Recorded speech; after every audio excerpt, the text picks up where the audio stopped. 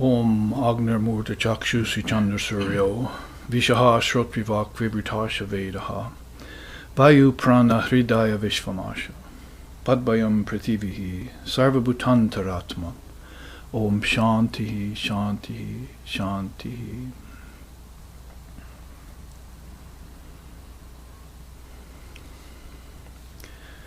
Verily, that one Supreme Being is the indwelling consciousness in all beings and all things.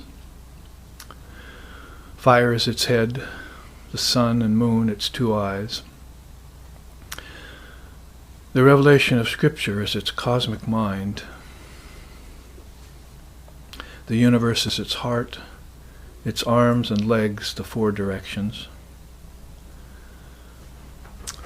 The wind is its breath, music is its voice, and from its feet the earth has originated.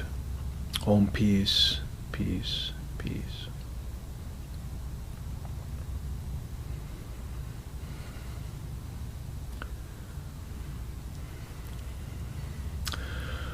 Om Vedanta Siddhanta Nirukti Resha Brahmaiva Jivaham Sakalam Jagatcha Akanda Rupa Stiti Reva Moksho Brahmadvitiye Shrutayaha Pramanam. Om Shantihi Shantihi Shantihi.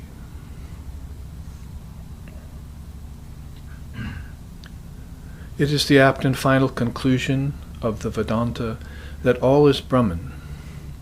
Time, space, living beings and the world. Living in constant recognition of this fact is what is called enlightenment. Brahman is pure and perfect, and one without a second. And the revealed scriptures are the sure and certain proof of this fact. Om peace, peace, peace.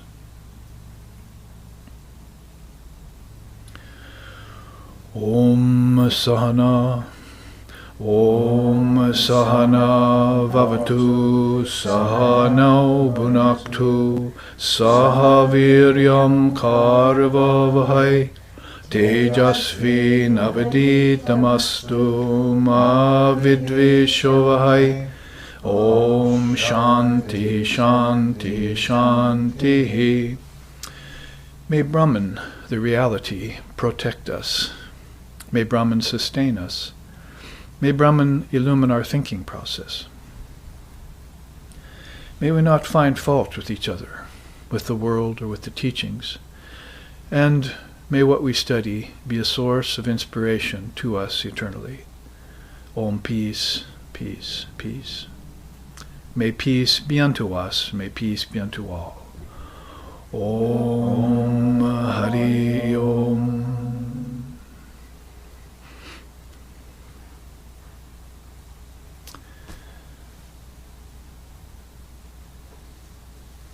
As we did last night, we used the Svagatam Mudra, this welcome to everyone, as we welcomed the Divine Mother into our midst at our Durga Puja last night here in San Francisco, where we're broadcasting to you live. And our subject, as of yesterday, was, that is continuing on yesterday, was the Shvetashvatara Upanishad. And we made it through all of 2 slokas in that whole 3 hours.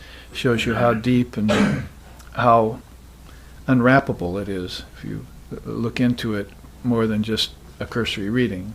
Most people just pass by and say, well, I think I understand that.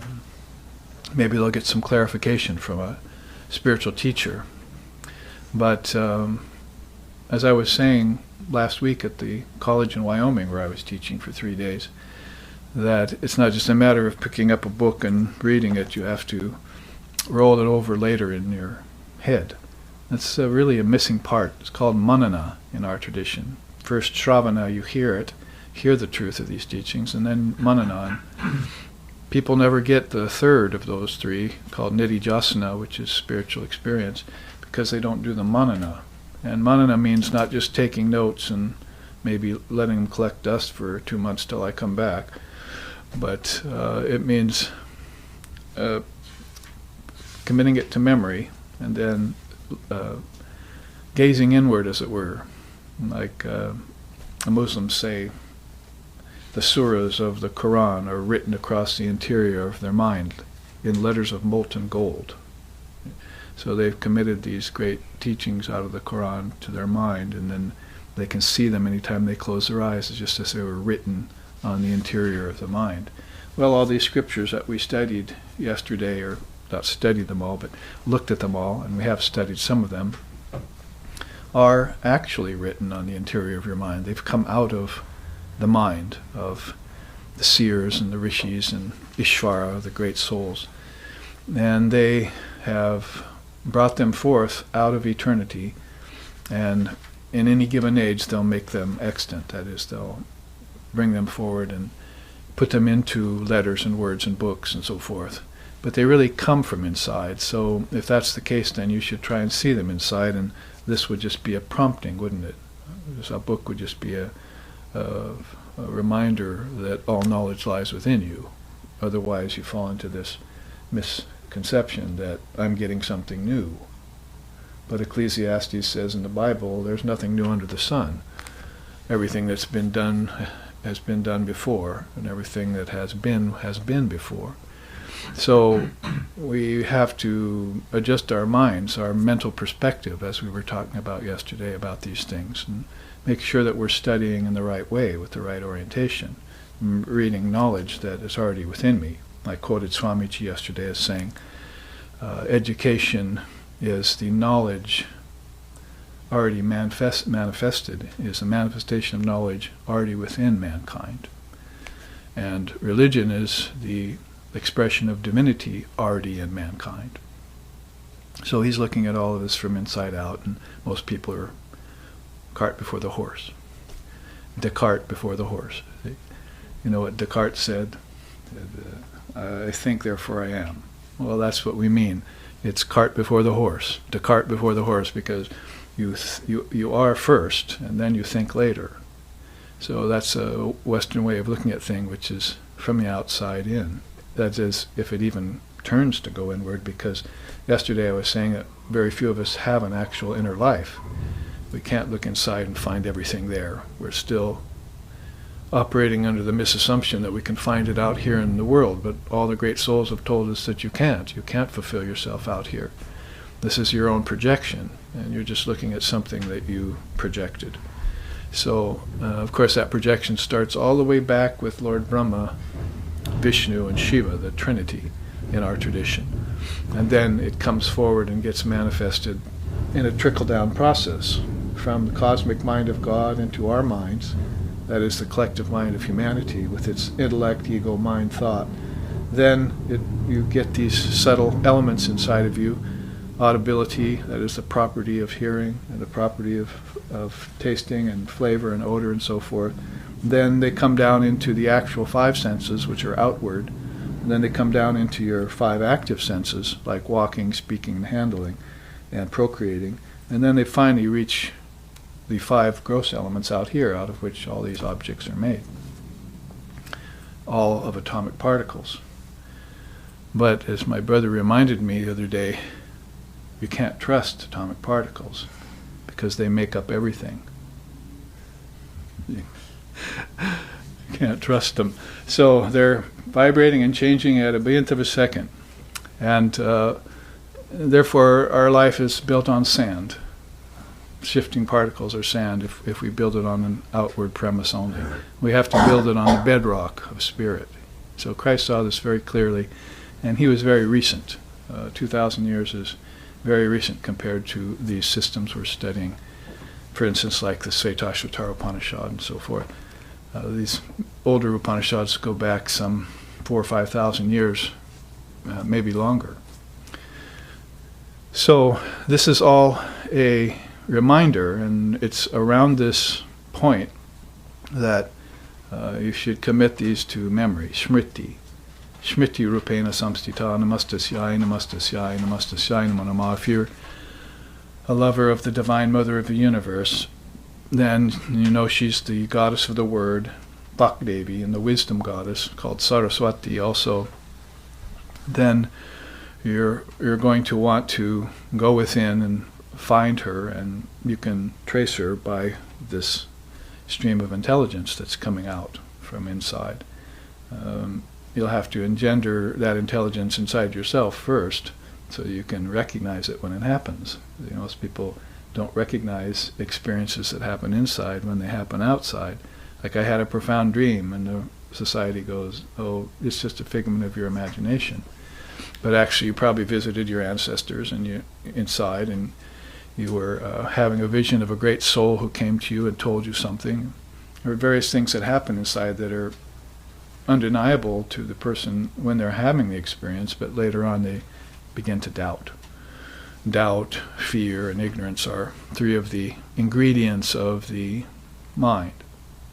See, that's when you fall into their influence, you have tamas, that is slothfulness. So you're a doubting tamas. You haven't transcended your own doubt yet. There's a beautiful saying in one of the non-dual scriptures. It goes, Pramadina na sandeha kim karishyami vrittiman. Prapadyante vilyante buddhischa yatha jale. Means ignorance is not real. Your ignorance in your head is not real. Therefore, how can it cause any real doubt? See? If you're operating on the premise that your ignorance is real, then the doubt seems real to you. But as soon as you do away with ignorance and you have just knowledge marches forward, then you realize everything you doubted was a false premise. It wasn't real to begin with, see. So the chant goes on to say, so what does the yogi do with this mind and its projecting power? Because everyone's projecting, according to Vedanta and the mind-only schools. Everyone's projecting. 7 billion of us are projecting here on earth. And many more billion are projecting in the realm of the ancestors and in the realm of the gods. So there's constant sankalpa. It's a Sanskrit word that we don't have in English. Projecting power of the mind. There's this huge energy going on to express, to manifest, and all happening out of the power of the mind. So what should the yogi do when he has a mind? Everyone else is projecting suffering and projecting pleasure and projecting ignorance and so forth. The yogi isn't into that, so what should he do? He should just let the projections rise naturally every day, and then he should dissolve them back like bubbles into water. Buddhischa cha yata jale. You see, so jala is water, and Buddhist bubbles. So you just dissolve everything back into like bubbles into water. So everything that you project that given day, at night you go into meditation and you dissolve it.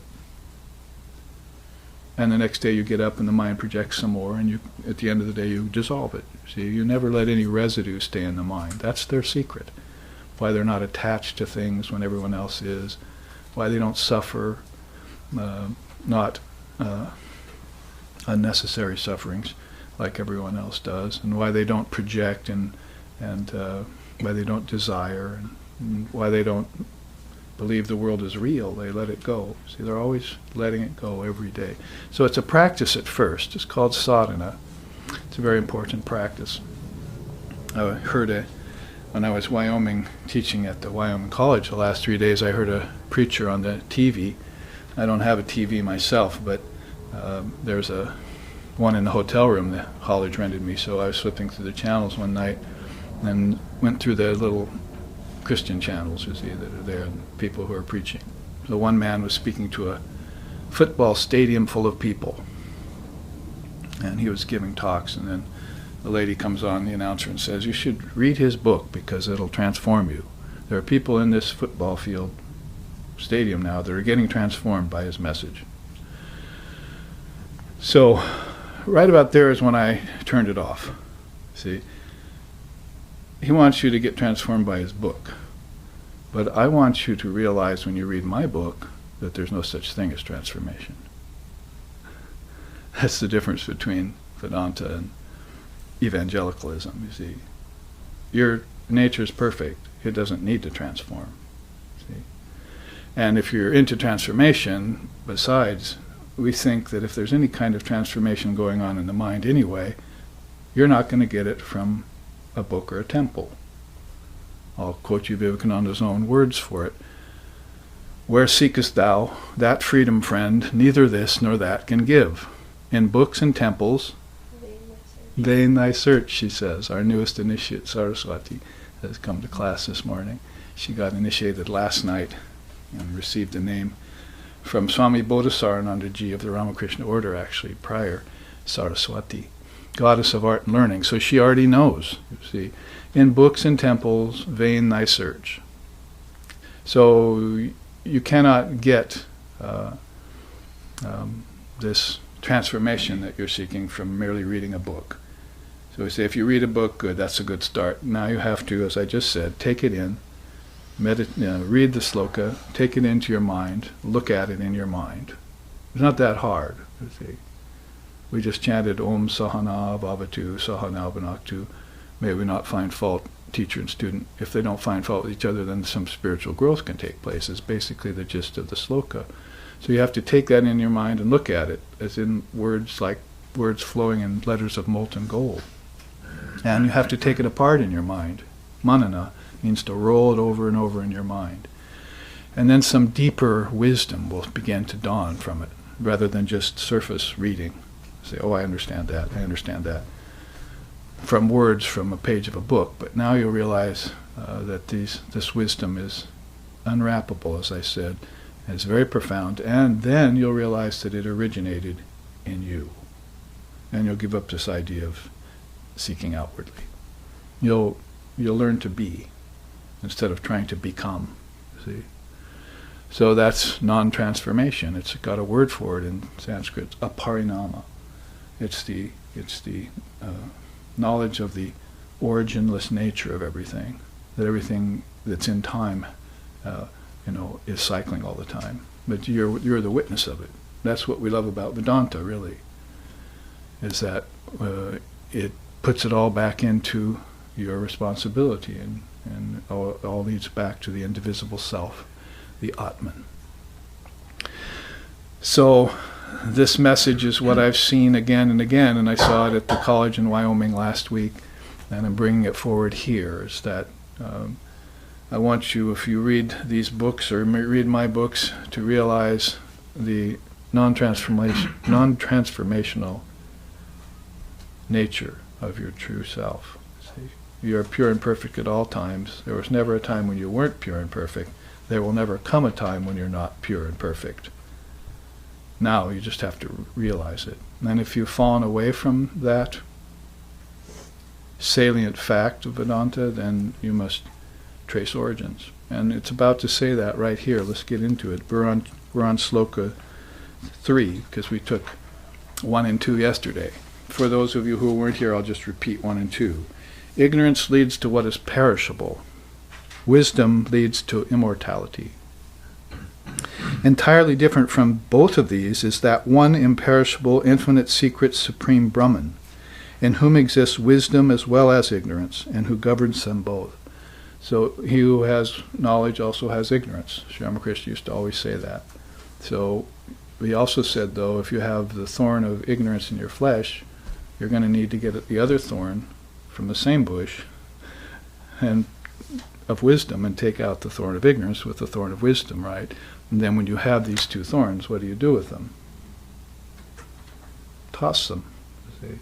So that means you're going to have to go beyond wisdom and ignorance, but you're not going to be able to do that unless you use wisdom to get rid of ignorance, see? And then you can transcend. Because why? Because he, the imperishable, the infinite, the secret supreme Brahman, governs them both. So you want to be one with your Father, like Christ was, then you want to go beyond dualities, and knowledge and ignorance are going to be one of those dualities you'll have to transcend. But do the work. Sri Ramakrishna, and I mentioned at the college in Wyoming last week, used to say, words like Hinduism, Christianity, Judaism, and so forth are barriers to mankind's progress. We should do away with them. And Swamiji clarified that. He said, Quran, Bible, Old Testament, Gita, we should do away with them, but not by throwing them out, by learning them first and then going past them. going beyond them. So you do the work first before, you can't just throw something out before you've inspected it, right? That's not scientific. So you look into all the teachings of the different scriptures and you make your conclusions, and then you go beyond the books. You close the page and you realize it's all within you. Kingdom of heaven is within you.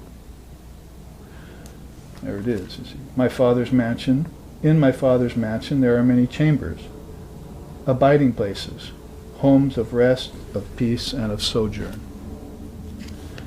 Really can't make it any much more clear than that the kingdoms of heaven are within you, and people are going there, they're resting, then they're sojourning out here, and then they're going back into the kingdoms inside of them. It's all inside. We haven't found anything outside yet. We're spending billions of dollars trying to.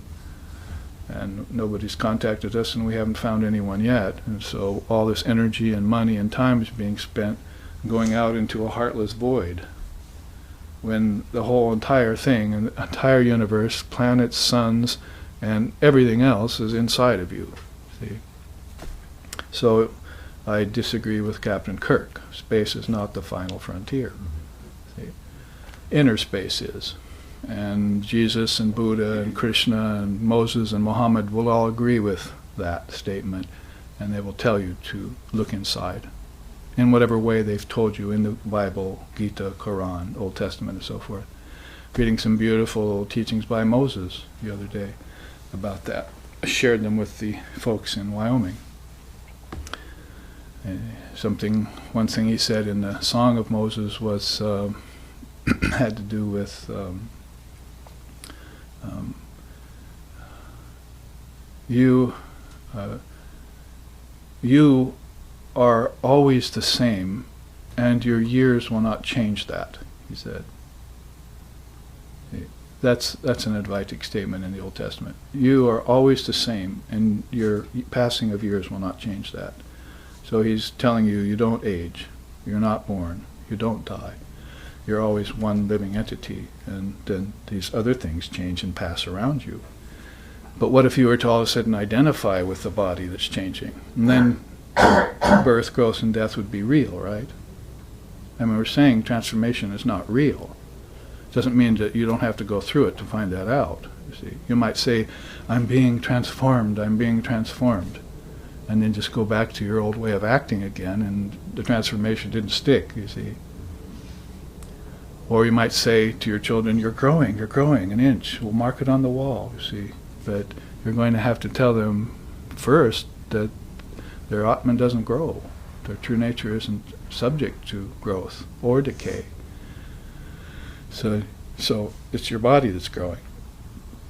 Those are important clarifications you need to put into words. Like I was saying yesterday, a student wrote me and said something in the paragraph that said, yeah, but all of this Maya, it's just distorted reality. And I wrote back and I said, pardon me, reality never gets distorted. Reality is always pure and perfect, so you're mixing, you see, there. Reality doesn't get distorted. Maya is full of distortions. The mind is full of distortions. The world is full of distortions, but not reality. Brahman is distortionless. So it's also birthless, deathless, so forth. And it's non-transformational, a parinama. So all of this whets our appetite for these slokas. Let's look at sloka and make sure that we get through a few of them. I'm going to read and study with you three in a row. Number 3, differentiating between each genus into its species and each species into its members, the Supreme Being withdraws them once more into their own ground. Again, bringing forth the agents of creation, the Great Self holds sway over them all. If you're getting lost already, just keep an eye on all of these agents of creation, all these principles that come down from God's mind, you see, and then you'll know what's being talked about. Projects them and then withdraws them back into their own ground, you see. Just as the sun shines, lighting up all of space above, below, and across, even so does the one adorable God, the repository of all goodness and greatness, preside over everything that has the nature of a cause. So it's causeless, and everything else is going around in cycles in cause and effect. See? you reap what you sow, and you sow what you reap. So this is karma. You see, it's always going around in cycles. That one who is the one source of the world brings out everything out of his own true nature and leads creatures to perfection according to their deserts, and endows each being with its distinguishing characteristic. Thus he presides over the entire universe.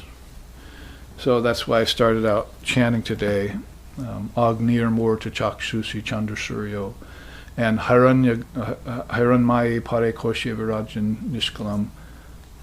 I started the class out yesterday with that, because it's about this one supreme being that is the cosmic mind, and it's presiding over all of these things. And then it all gets projected from the cosmic mind and all gets drawn back in. This is the cosmology of philosophy. And you can't just jump to philosophy and understand the philosophical tenets unless you've put it together with the cosmology. Cosmology is a chain of evolutes that went out, and then there has to be a reverse chain of evolutes that go in. In science, you only have a chain of evolutes out. You see, 4,320,000,000 years long or something like that after a Big Bang. So it only goes out, and then poof, a void, and you're nothing. Started out as nothing.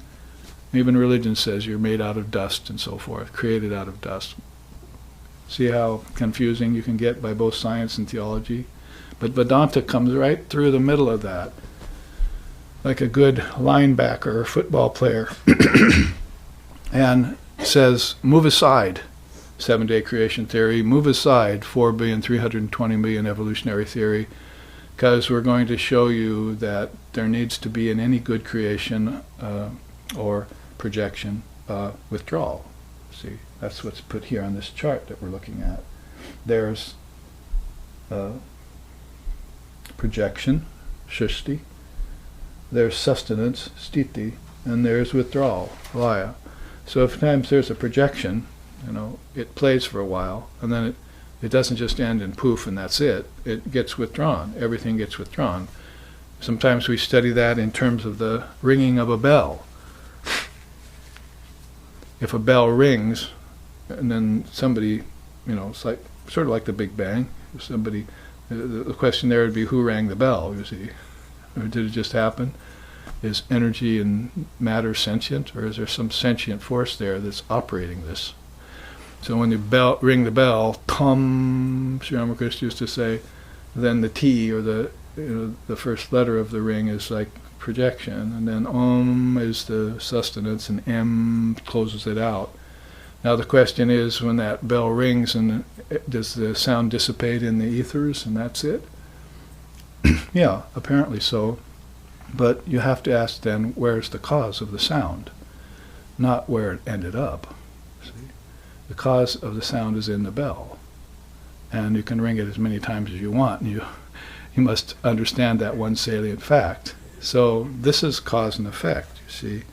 Therefore it says, just as the sun shines, lighting up all of space above, below, and across, even so does that one adorable God, the repository of all goodness and greatness, preside over everything that has the nature of a cause.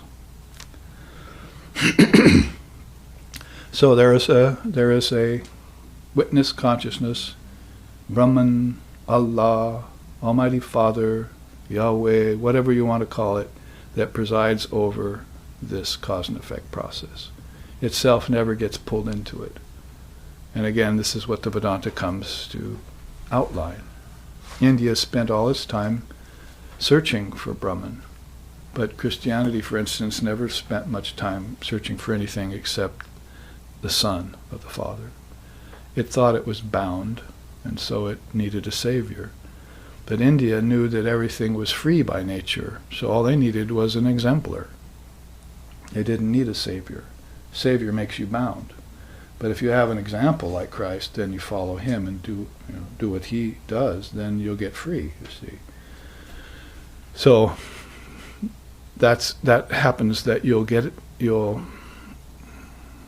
generate an interest in you to find the absolute. Whether it's the absolute being, or the absolute truth, or absolute knowledge, absolute bliss, Because in India the name is Sat Chit Ananda, absolute existence, absolute wisdom, and absolute bliss. Sat Chit Ananda. There might have been schools earlier where they were talking about just absolute existence. See, everything is, everything exists. Even when it disappears, it gets projected again. So it all goes back somewhere and then comes forward again at another time. See, just like trees dying and growing again, or flowers appearing on a bush and coming back. Everything is following those cycles. And then another school says, no, actually, there's absolute knowledge. And another school says, no, it's absolute bliss. They're probably the bhaktas. They like bliss, you see, the devotees and so forth. And so somebody got the brilliant idea, well, why don't we just put existence, knowledge, and bliss together? You know, like three mints in one. You know, it's going to be a lot more tasty, you see, and a lot more effective if we think of our divine reality as having absolute existence, absolute knowledge, and absolute bliss. And so the word Satchitananda is there. One of the most primal and beautiful of words in India for divine reality, or what sometimes they're using for our sake here, the word God. So with these three slokas read, we find ourselves 5 slokas into the 5th chapter. Let's look at this chest of consciousness here to clarify the cosmology. You see, we've already seen how she is projecting, sustaining, and withdrawing the universe, like with the ring of truth, you see. So she's this absolute Shakti, called Mahashakti is the word there. And Mahamaya. Yeah, there it is, Mahamaya and Mahashakti. See, so the Maha means, of course, great or absolute or ultimate. So she's the absolute power, dynamic power of Brahman. Like Sri Ramakrishna used to say, like the burning power in fire. That would be, fire would be Brahman and the burning power would be Shakti. So you can't separate them. It's like trying to separate snow from whiteness, see, or wetness from water. You can't do that, he said. So they always come two in one. They're the inseparable reality, and Tantra sometimes calls them Shiva and Shakti. So, and sometimes they even sing about her in such terms in the scriptures and in the songs. Namaste Sharanye Shive Sanukampe Namaste Jagadvyapike Vishwarupe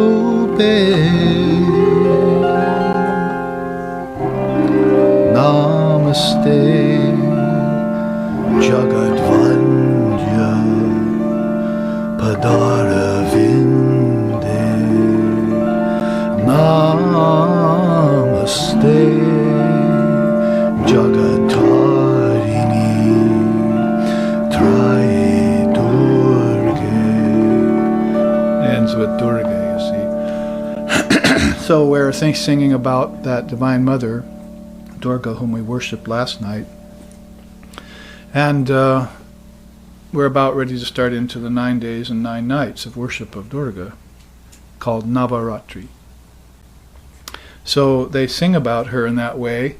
It means really, I bow reverently to the true refuge of all living beings. That's that most adorable one, who along with Lord Shiva destroys ignorance. So if you want higher wisdom, then you'll have to go to Shiva, the Lord of Wisdom, and when you ask him for wisdom, he'll send the Shakti your way. He'll send that power your way. It's the very power of intelligence, and that'll break through your veils of ignorance and penetrate into your mind and give you revelation. Light will come, see. Light, leaping through the nerves. Sri Aurobindo said in his epic poem, Savitri, Savitri is a name for the goddess. So leaping through what nerves? These outer nerves, not much light gets there. A little bit of sustenance from food. But from these inner nadis, these inner nerves that come out, you traveled along them last night when you dreamed, these inner nerves. Your consciousness ran along them like riverbeds. It's like canyons, through canyons.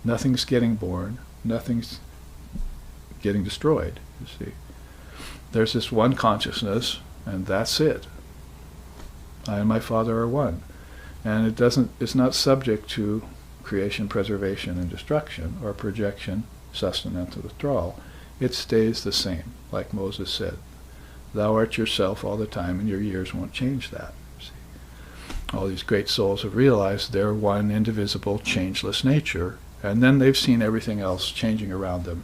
They turned into the pillar of light, and they saw everything revolving around them. You see?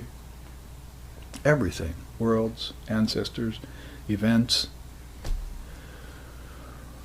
I had to talk to those young students in Wyoming last week, just after the shooting at Umpqua College happened, you see. So there I was at a college, and of course that was on people's mind, and this is what I had to tell them. Hundreds of events happen like that all the time. They've happened before, they're going to happen again, see. So knowing this, are you going to get all bent out of shape and fearful, or are you going to stay steady of mind, resolute, and fearless? See? Abhaya pratistam, as Vivekananda used to say. We want to be in a state of fearlessness. And how can we be in a state of fearlessness if we believe in birth and death? See? If we believe the soul is born and the soul dies. What a ridiculous thing to believe in. How can you create a soul? You can create everything else, worlds and time and space, create a pasta for you to eat. You know, everything else gets created, you see, apparently, but the soul can't get created. That's pure consciousness, you see. It always is, it always was, and it always will be. It doesn't change. It's your true nature. This is what they're trying to get you to realize. And if you realize that one thing, then everything else all of a sudden starts falling into place in order. See, a chain of evolutes out and a chain of evolutes back in becomes welcome news to you. You see, there's a beautiful story in our tradition where the soul goes to the Divine Mother and says, I want to go out into those worlds and play. Christ called them the fields of the Lord, right? I want to go out into those fields and play. He's there with Divine Mother, and she says, you sure you want to do that? You just want to stay here in bliss with me? And the soul goes, yes, I want to try and go out in those fields, and maybe I can play better this time, you see. And last time I got really messed up with my ancestors, and it took me a long time to get back with you, see. She says, I'm going to try it again. So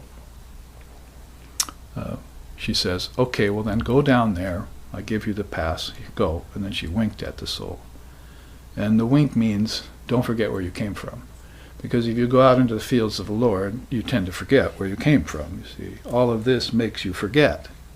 Hearing, tasting, touching, feeling, smelling, handling, going, coming, running, karma, maya, 5 elements, the objects, the pleasure and pain you get from it.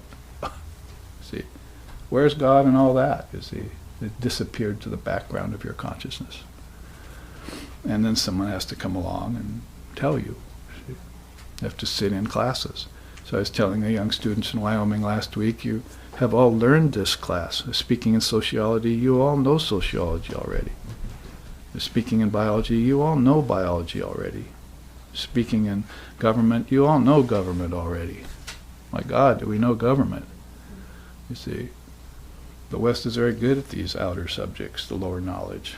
But the point not being the point being that they're all inside of you and you're going through them again. How many times do you want to repeat this, you see?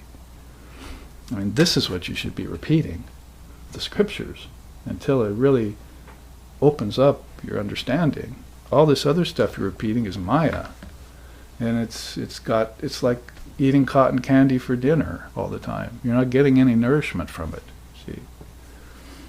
That's why Christ said birds have nests and foxes have holes, but you have no place to lay your head here, because he knew it was a pallid imitation going on over and over again in lifetime after lifetime.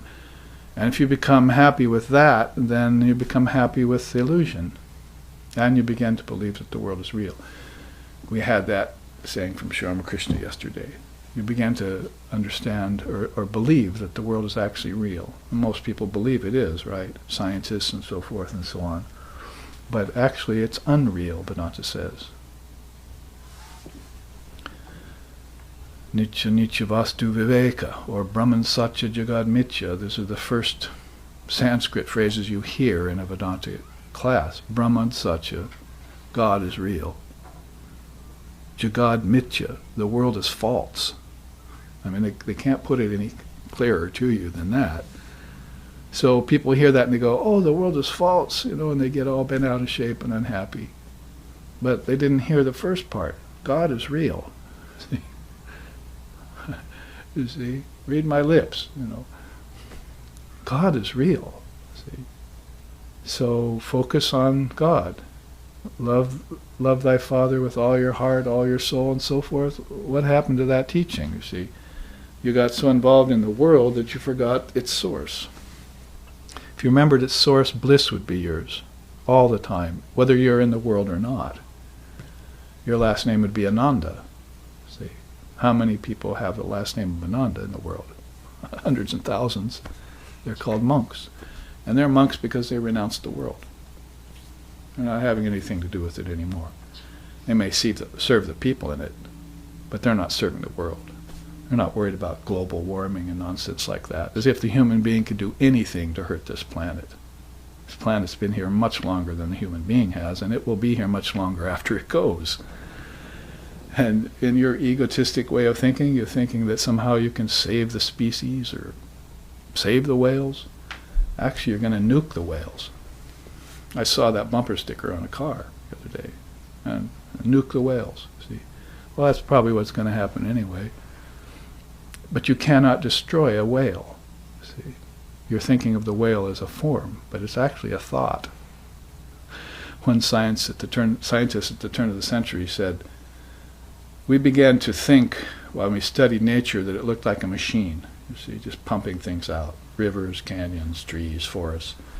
But now, after studying it longer, we begin to think nature looks more like a thought.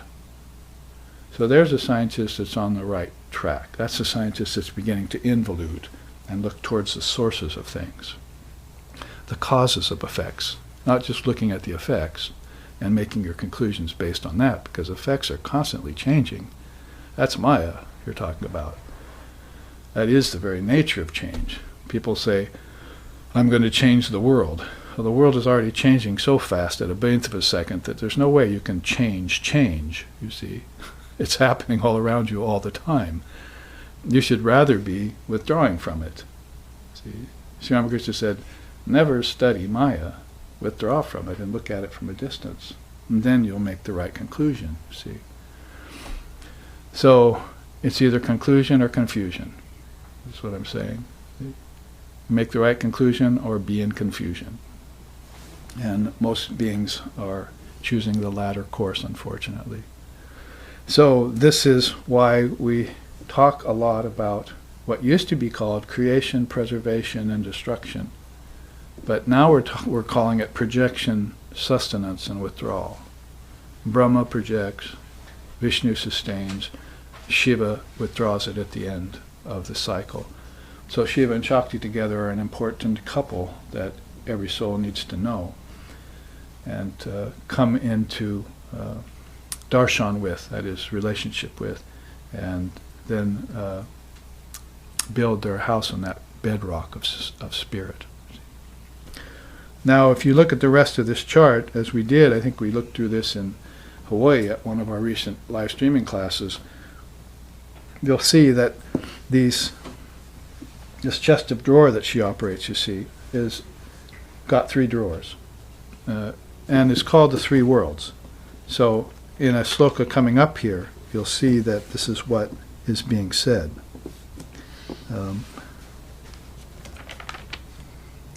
Yes, we're not quite there yet, but it talks about the 3 worlds.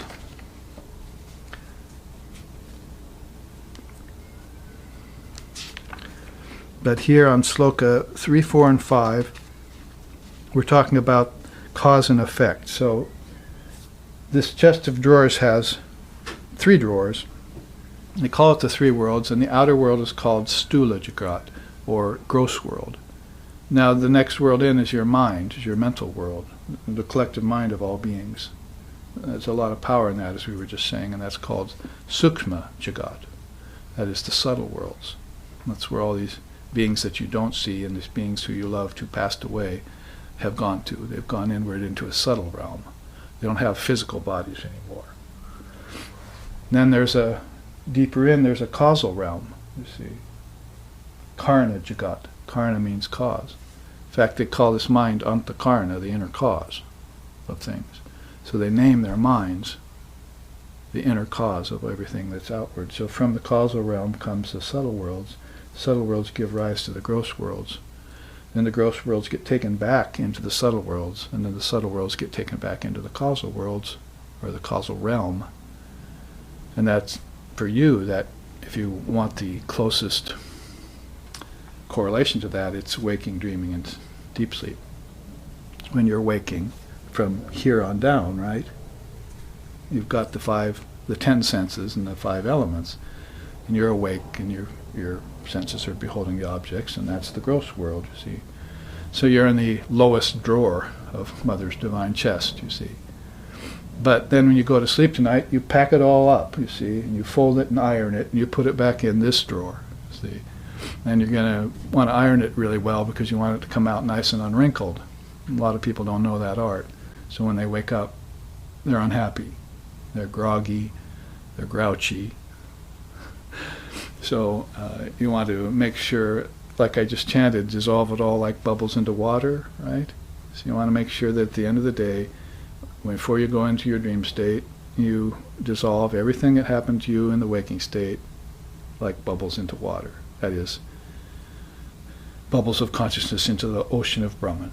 You just dissolve it there. And then when you go back into deep sleep, or into dreaming state, then your dreams will be like meditations. They'll be beautiful, you see. No nightmares, no imbecilities of the mind. Vedanta calls the dreams of most people the 1,000 imbecilities of the mind, you see. So you pull it all back into dreaming, but there's a place you don't know about inside of you that went into deep sleep, you see, and that's this causal realm. So you're tucking it all back in nicely within 24 hours, waking, dreaming into deep sleep. Now I've explained deep sleep as being something like a seed bed in a forest. You know, you can't see the seeds necessarily, but the forest has plenty of potential for not just manifesting a few more trees, but whole forests of trees, maybe for generations, is there, held in potential in the soil of that forest, you see. So that's what everything out here is. It's been manifested, but it's got, when it gets taken away, as they say here, and back into that repository, then it goes into seed form, just like trees do, and watermelons do, and so forth. So it goes back into seed form. Those seeds are called thoughts or thought words, like bijams, like hrim or om, see, or like very powerful seed words. So Christ was right, and he said, in the beginning was the Word, and the Word was with God, and the Word was God. He's talking about drawing everything back into formlessness in a seed form, see, into a word, as it were, or a seed word. And so that's in your deep sleep state. If you were to open your third eye in deep sleep,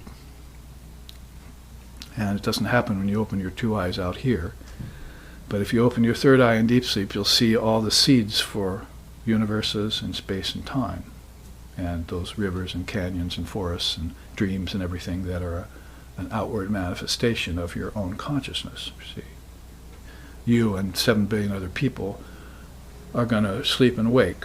Probably 350 billion will wake while the other 350 billion sleep, roughly, and you're going back and forth from day to night, or from waking to dreaming in deep sleep.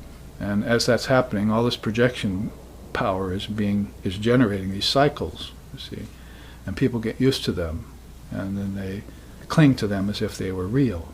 There's only a great thinker like Buddha who says, I think I'll get off the cycle. One of his last teachings was, if you're in the river with everything going around, then you never see those things that are in front of you or in the back of you because they're going around with you, you see. So most people never see the truth of cycles.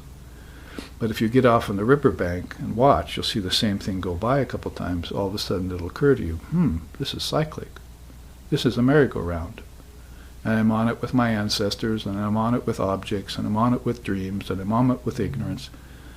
And I think I'll just stay on the banks, thank you very much, and watch it all now. So that's called witness consciousness. Sakshi Bhutam, there are words for it in Sanskrit. In English, you'd have to think, what do I call it? Witness consciousness, you see. And then don't forget to assign yourself to that witness consciousness, because that's you who's doing the looking, the on-looking, you see. That's not some God somewhere looking and you're caught. That's actually you looking. And you're catching a glimpse of this cycle. And it's telling you every time it comes around, do you want off yet? Do you want off yet? Do you want off yet? It's like listening to a broken record, right? Yeah, I think I'll get off now. See? It's driving me crazy, you see.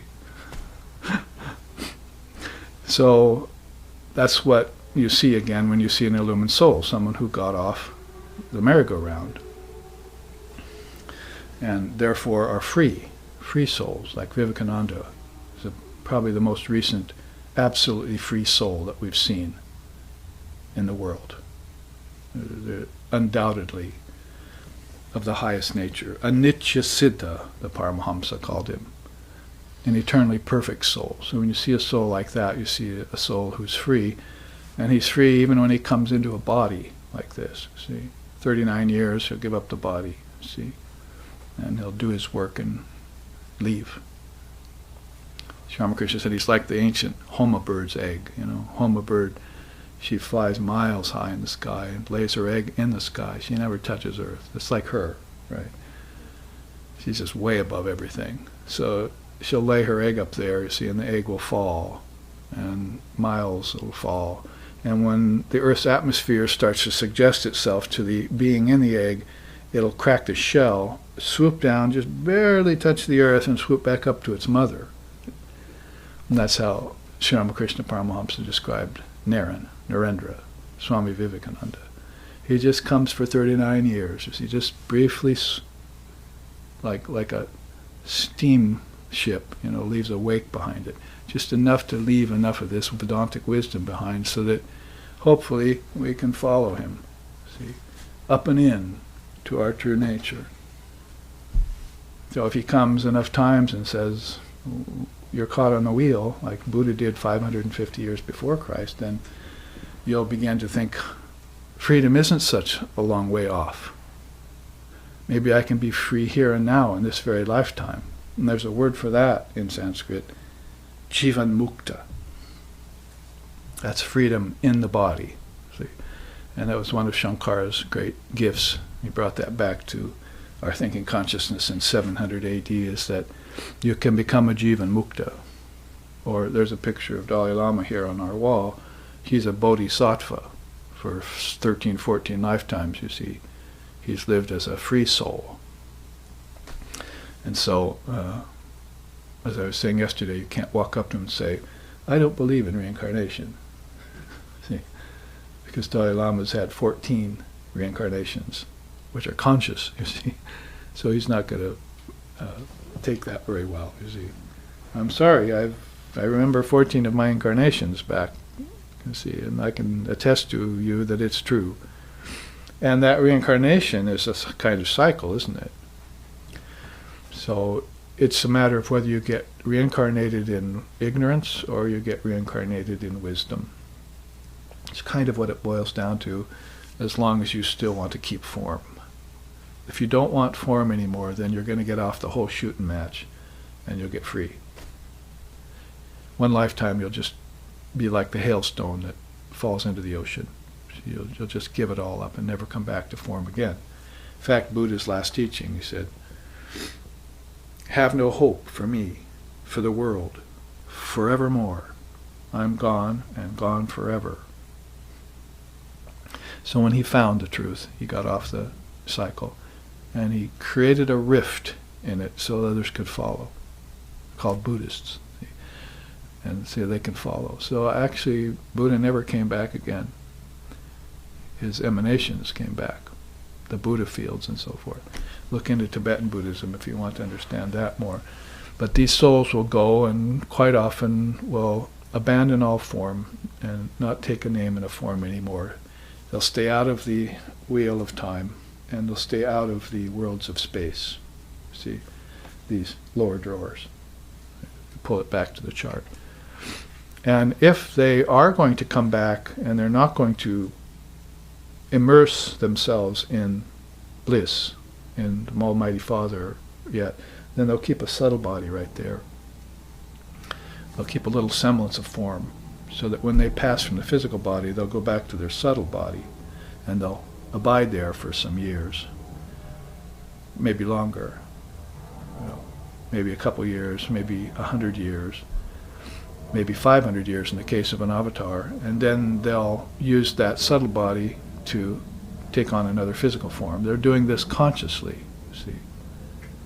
So they know the kingdoms of heaven within them, they know the Father's mansion has many chambers, they know how to get to those chambers, how to store something in those chambers, and how to come back out again.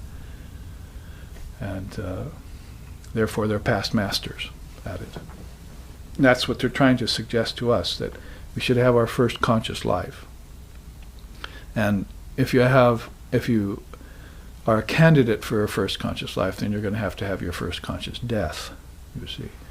You're not going to be able to go into death saying, death is real, and I'm going to die. See, you can't say that. You just have to say that I'm leaving the body behind, you see. I'm dropping the form. I'm sloughing off the form. I'm kicking the frame, as Vivekananda said. He appeared to one of his brother monks in a different part of India days after he passed, and his brother monk hadn't heard yet that he had passed.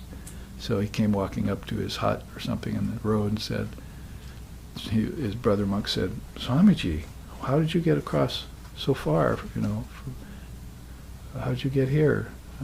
And Swamiji said, you have to know, brother, that I kicked the frame.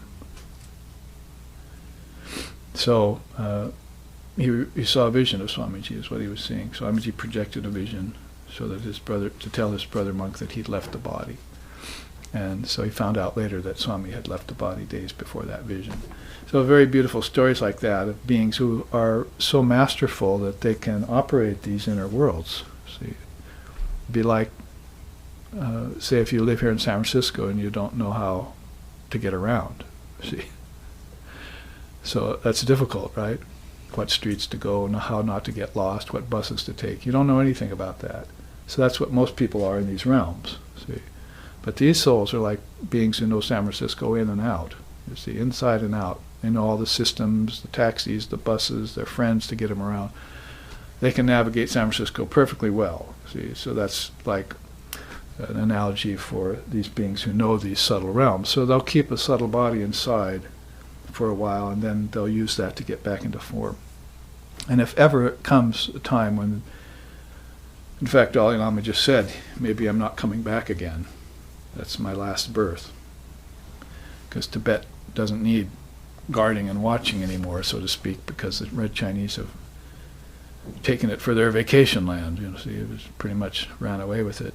So maybe Dalai Lama won't come back again, so that means he's not going to keep this subtle body back inside. He'll give it up, and he'll merge with his Buddha nature, call it, you see. Pragyaparam, Lord Buddha called it. Supreme intelligence, he'll merge with it. Cosmic intelligence. And they even ask him, what do you do now that Tibet's lost? And he said, like a wounded animal, I will go up into a cave, I'll retreat into a cave, and I'll meditate on my Buddha nature. So it sounds like he's getting ready to end his chain of rebirths, his conscious rebirths, and he'll merge. Now all of us merge, like we were saying in deep sleep tonight and at death, all of us merge, we all see the light, but those of us who are attached to this lower drawer get pulled out against our will. Because if you are in your inner states, like say you're having a really good dream, do you want to wake up? Or if you're having bliss in deep sleep, do you want to wake up? No, not really. You're pulled back down here to this hole in the ground. Had a Swami write me from India a couple of weeks ago. He said, the world is just a hole in the ground. Give it up. So, I mean, it reminds you how stark and how concluded they are about the matter. So if you're in having these dream states, nice dreams and so forth, you don't want to be yanked back out here. But so that's the idea. You are getting yanked back out here at the end of every lifetime, and against your will, and with people you don't necessarily like. There are some people you do like, but that can be a problem too. You get attached to them, and that can make you attached to coming back again with them, you see. So this ideal of freedom is very unique, you see. I don't see why it should be unique. It should be what everyone wants. And in fact, Vivekananda has said things like, you know, everyone does things because of freedom. The thief steals because he wants freedom. It might be that he gets a thrill out of stealing, and he maybe supports his family by stealing, or whatever the case may be, but the real cause of him stealing is freedom. He wants to be free. So no matter, even if the occupation is distorted, at the foundation of everything is your desire for freedom. The soul caught in the body with 5 elements and sense objects and lust and anger and greed and envy and jealousy and pride and shame and grief and so forth and so on, that is not a free state. You might have noticed, as John Dobson used to say, you might have noticed, right? It was our astronomer, Venasist brother. He passed away recently. So everyone should have this clear take on freedom and how important it is to life. We look for it politically, and we look for it in other ways, but we don't ever think of an ultimate freedom, you know, beyond this chest of drawers. Well, beyond these 3 chests of drawers is the Om sign. In the beginning was the word, so it makes sense, you see. So at the source of all this is this stream of wisdom that came down, is this Om sign. And you see next to the Om sign, Brahma, Vishnu, and Shiva. The Trinity is there. They're the great gods who, under the Mother's behest, are helping to project all of these worlds. They're the overlords. See, that's pretty much what the Upanishad is talking about when they talk about the repository of all goodness and how they preside over everything that has the nature of a cause, and everything comes out of that nature. So you'd have to say that beyond Brahma, Vishnu, and Shiva is Brahman, Shakti and Brahman, you see. They're almost formless. Next over here you see Ishvara and Avatar, 2 very key words in Sanskrit that mean that there's these great souls that come into the form to help us. Avatars are these great beings, like those great steamships that leave these wakes for hundreds of years behind them. The wake of the big steamship called Jesus is 2,000 years old, so the wake is kind of petering out, you see. So somebody in Wyoming asked me the other day, what do you believe about Jesus' second coming? And I said, I think he's probably already come 3 or 4 times. But whether the case may be, that's not the important thing. Important thing is that you follow his teachings when he came the first time. Because if you did, you'd be free by now, you see. So again, it's the exemplar, not the savior, that we look at in India. If you're clinging to a savior, then if he's going to wait 2,000 years to come, how many lifetimes is that, you see? Say you lived 100 years, then you'd have 20 lifetimes without seeing Jesus. That's a long time to live, 20 times, you know. So doesn't it make more sense to get free the minute they come? So if Ramakrishna comes, and he brings Holy Mother, and they bring Swamiji, and Swamiji brings all his brother monks like Brahmananda and Shivananda and Turiyananda, then that's a huge manifestation of light, you see, coming out these nerves into the world. And you're going to be blind to it because you're waiting for someone else to come, and there he is right in front of you, giving these teachings. And by their fruits you shall know them. This is the Vedanta that they're giving, plus yoga, plus tantra, plus Samkhya and cosmology. When you hear these teachings, you can't have any doubt that there's nothing like this on earth. This is why out of the footprints, 1, 2, 3, 4, 5, from the footprints came this great truth, down this ladder, and it turned into all these great teachings called the Dharma. There's nothing like this anywhere. It's not just one book and one prophet we're talking about in one religion or one country. We're talking about thousands of years of many, many prophets and messengers and avatars coming and bringing many, many truths and ways of seeing, clear seeing. They're called darshanas. And many, many scriptures that explain these paths to you. So let's just lump it all together here, like Swamiji did in 1893. Here it is, the Vedanta. See? Ta-da! And you're not going to crack a book because you're from another religion? This is why Hinduism, Christianity, Judaism are barriers that keep man from progressing. It's not that you have to pick one or the other necessarily, and it's not that you should just accept them all indiscriminately. It's that you should dig one deep well and find the truth, and then keep a universal mind and look around and get informed by what Jesus said. When I'm teaching the Dharma today, which is a Hindu Dharma, have I spared you the teachings of Jesus? Or have I been talking about them?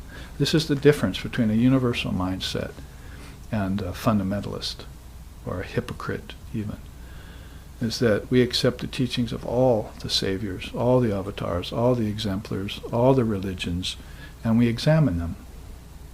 And if they've gotten rather old, if that steamship has passed by and the wake has died away, then we have to look to the new, the fresh, because that's what we need to penetrate through the Maya of this world.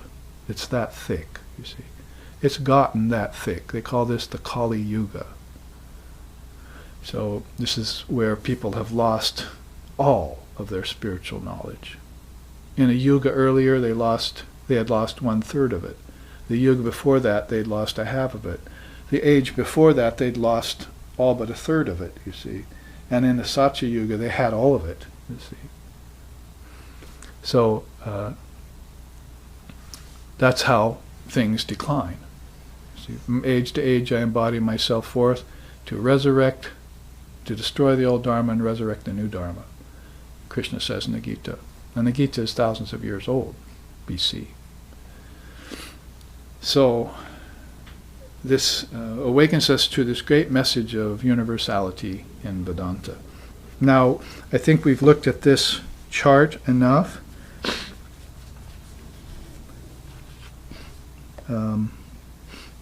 Here's those 2 quotes that I just mentioned. The universe begins to look more like a great thought than a great machine. Sir James Jeans. He was a scientist at the turn of the century, last century. That is in the late 1800s when Swamiji was here, I think. And then he said also, mind no longer appears to be an accidental intruder into the realm of matter. We are beginning to suspect that we ought to rather to hail it as the creator and governor of this realm. So it's saying that, we thought mind was an intruder means first, this long evolutionary process where there was just water and then land and then something crawled out of the water and developed legs. And so it went through all of this, you see, and apes and monkeys and all this came. And then a being with an actual mind, was born. And so that was an intruder into this insentient, non-intelligent world, this insentient world. So he said, no, maybe we shouldn't think of that anymore. We ought to think rather that we ought to hail the mind as the creator and governor of this realm. That the mind was there prior to evolution. The Mundaka Upanishad says, anterior to life and mind is the Atman, your soul. Anterior means before life and mind came, before anything crawled out of the slime, before there was any slime to crawl out of. See, mind was there. That's your consciousness we're talking about. That's the consciousness of cosmic intelligence. See? So this is the way Vedanta comes to save us from a rock and a hard place. Theology with its 7-day creation theory, and science with its 320 million evolutionary theory with no involution to accompany it. See? All out, fizzle, and nothing. See? But there's an in, back to the source, back to you. So if a scientist is saying that, then something's up. See? The Vedanta that Swamiji preached in 1893 here must have gotten into some of the heads of the scientists, and they're beginning to think about this whole universe being a manifestation of the mind. And all these things started out as thoughts. And then nature came along and you helped to put it together into solid objects, you see. But in Dream Tonight, you dissolve them. Then you solidify them again. Then you dissolve them. The world appears to you. Then it disappears in deep sleep. Then it appears to you again. And it's happening to everyone. And yet, you're not going to look at it? No internal life, like the fishermen along the river. See, when Christ came along, you don't have an inner life, he told them. So come, let's meditate in the Garden of Gethsemane, and I'll make you fishers of men. You can spread this message. Oh, but my father just died. Let me bury him first, and then I'll go with you, Jesus. Let the dead bury the dead. You come with me and proclaim the kingdom of heaven. See? What are you so concerned about the dead body of your father for? He's gone. You should be concerned about his soul who returned to the ancestor realm, you see. And if you come and proclaim the kingdom of heaven, you'll help him, you see, in his disembodied condition. He may be just as trapped there as he was here, just enjoying himself a little more. See? So all of this has to be considered when you consider the great sayings of the avatars, of all religions. See? And Vedanta just happens to have a nice amalgam of those put together for you in a universal mindset to help illumine this ground of wisdom, because it's been covered over like a seedbed of a forest, by too many growths. All right, so we have looked at these 3 slokas in terms of one chart. We'll come back and take another chart for it after a 15-minute break. Thank you all. And while we're gone, the live streaming can look at these charts. Live streaming audience, thank you for your kind attentions.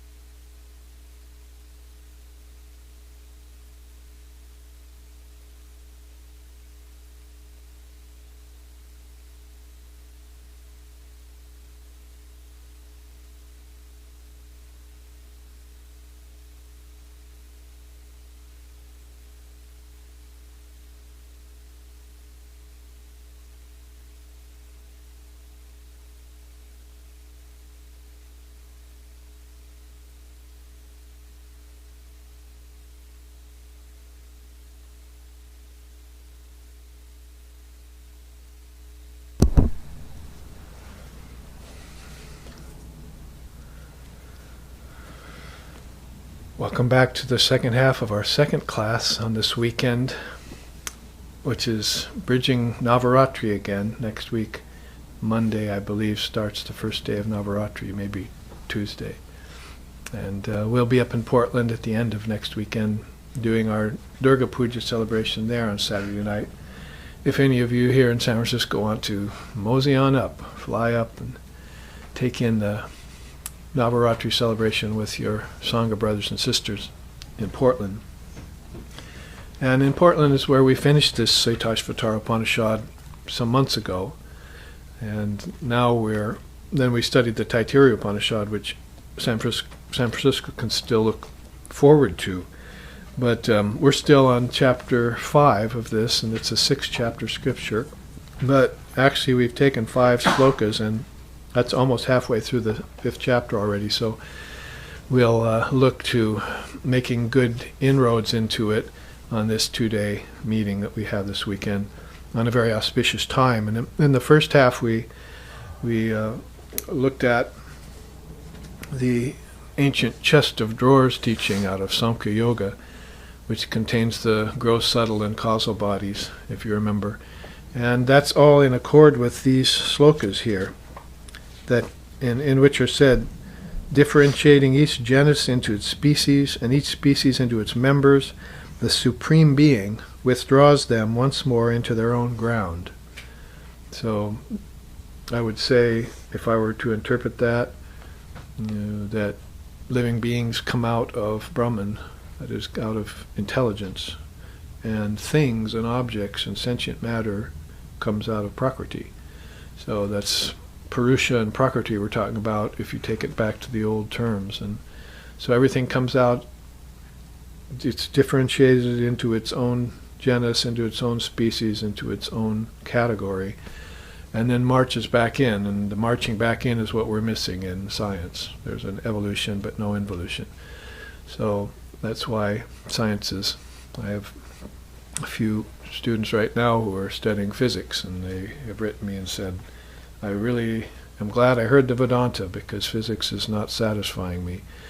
It's good to know all of these things about the constituents of your universe, atoms, protons, molecules, and quarks, but you must remember that it keeps coming back to me that you can't trust atoms because they make up everything. So that's the case, then we have to go to something deeper. And in that way, we find this cosmology that's an involutionary process. And we looked at it in terms of the 3 drawers of Samkhya, gross, subtle, and causal. We described the causal as like a seedbed that has in it all the potential for many forests for many generations. So that's sort of what these evolutionary cycles have in store. But what we're overlooking is that they also have an involution back to their source, and that's what's being said here. Again, bringing forth the agents of creation, that would be all of this list that we looked at in the last chart, all of these agents of creation, and the principles that go with them, as well as the cosmic principles, tattvas they're called. The Great Self holds sway over them all. So Vedanta, even in the midst of this supplies, as the Japanese man said when he wanted to scare you, looks at the real. You might say the ultimate cause, or the causeless cause is a nice term. There are many epithets for Brahman: unseen seer, inactive agent, unstruck sound, causeless cause. Those are, of course, conundrums, or rather dichotomies that the only way to get us to think of something that's beyond thought is to use terms like that. So in this case, Upanishads and the seers who brought them out want us to know that there's a great self that holds sway over them all. Last night in our puja, Om Tachnayo Ravrinni Mehe Gatum Yogaya Gatum Yenu Pataye. May we always delight in the offering of the small self into the great self, it says. So you say that at the end of your purification of your puja. You always make an offering of the small self into the great self. Vivekananda said something similar when he said, there is no God, there is no devil, there's just the great self. So that, again, takes us beyond Christianity, Judaism, Hinduism, and so forth. These barriers, these names that have become barriers to people getting together and celebrating the oneness of all existence, if you want to call it that, and instead collecting these little constricted things called religions, and then fight with each other and squabble and go to war, all over a God that's transcendent of it all, and that is eternal and beyond cycles and beyond dualities like war and peace. So it's all rather obvious to a illumined seer what's going on when this is happening. So wants you to know that there is no God, there is no devil, there is just the great self in all, with no boundaries to it. So it begins to place our mind on the fact that God is not here in the universe is in God. And you only come to know that is when you do some sort of inward search, and in India that's usually called utpatti, tracing origins, causes and effects of things, as quite often we look at. We start with the outer effect and trace it to its cause, and then you'll find the cause is an effect of some other cause. And this is a chain of transition inward that you'll find. If you're inspecting matter with an electron microscope, you take just a little particle of it and look at it, then you see that it's all made of changing particles and so forth. You're studying the inside of the most outward thing. You see, an object's as far out as you can get. Your thought has concretized it, and it's already now turned into solid, liquid, gaseous, and so forth. So that's as far out as you can get with it. But you haven't yet studied the inward of the inward process. You're just studying the inward of the outward process when you're looking at matter. So you have to make that chain of transition inward to where the object came from. As Vivekananda said, you cannot destroy the clay cup. You can destroy the clay cup, but you cannot destroy the thought clay cup. See, that's going to persist. And that's that seed bed under the forest that's going to produce many, many more of the same. So this cause and effect without end is not just in physics, you see, it's also, and more importantly, in terms of origins what's inside of you. That's where the cause and effects are called karma, and that's where you need to be neutralizing them. If you project things, you need to dissolve them at the end of the day. That's what we chanted in the first half, right? Buddhist yata chale. Dissolve everything like bubbles into water.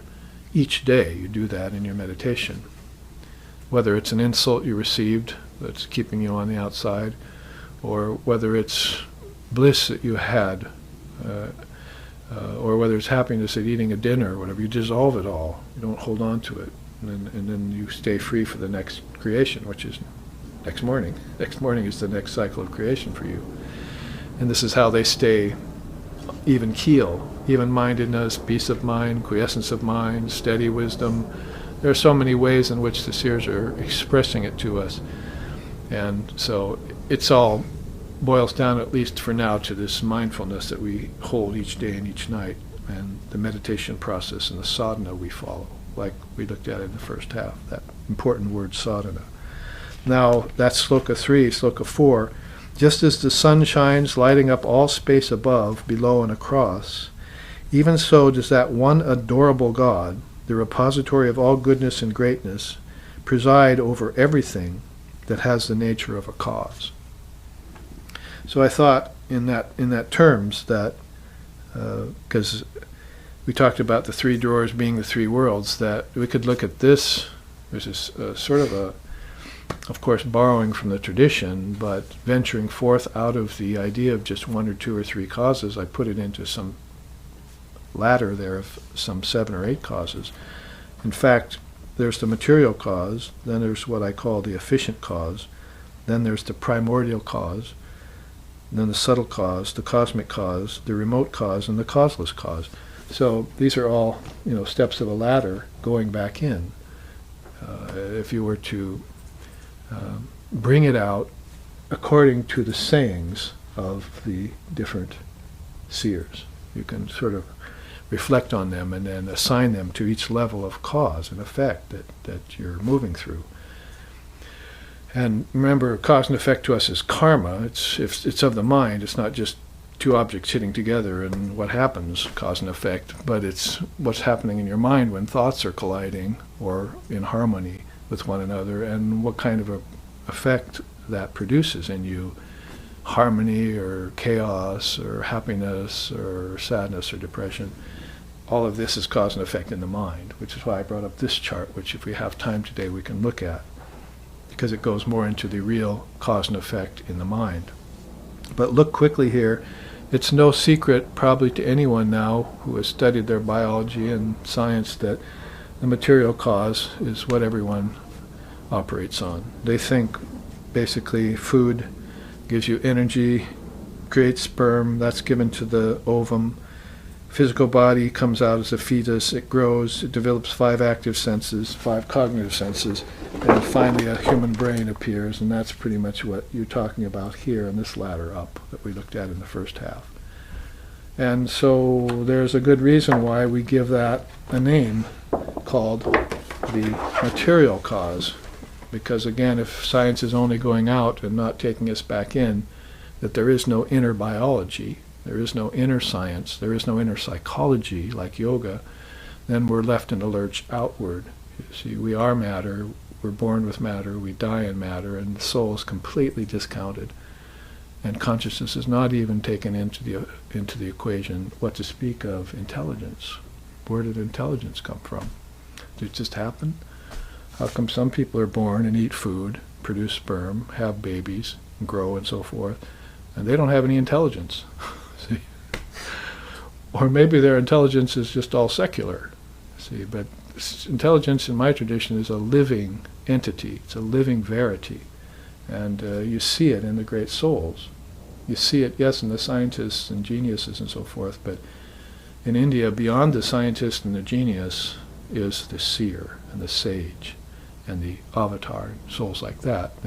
They've been produced by hundreds in India for thousands of years, and they've left us behind these great scriptures. So in that way, we're going to have to look for a deeper cause. So what's the next level? Called the efficient cause. In traditional Vedanta, I'm venturing forth away from that a little bit, and I'm using the efficient cause to mean nature and the 5 elements. So there you see it. Tamas, Rajas, Sattva, which is inertia, activity, and balance.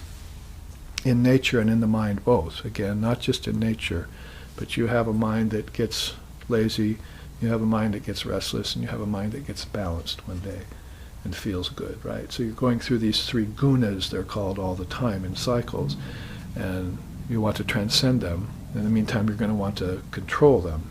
That is, get beyond slothfulness and restlessness and get into a balanced state of mind. Sattva, it's called.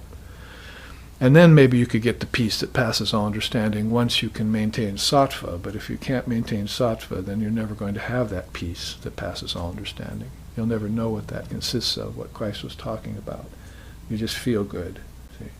And feeling good takes you to heaven, but heaven takes you back to earth, and then you feel bad, you see, and then you feel good. And it's all this kind of cycle that's going on. It's just actually why we're talking about these 3 slokas and the overseer. The personal God, if you want to put it that way. Because remember, early on in the Shvetashvatara Upanishad, if you remember, they were making a sharp distinction between the personal God and the impersonal God.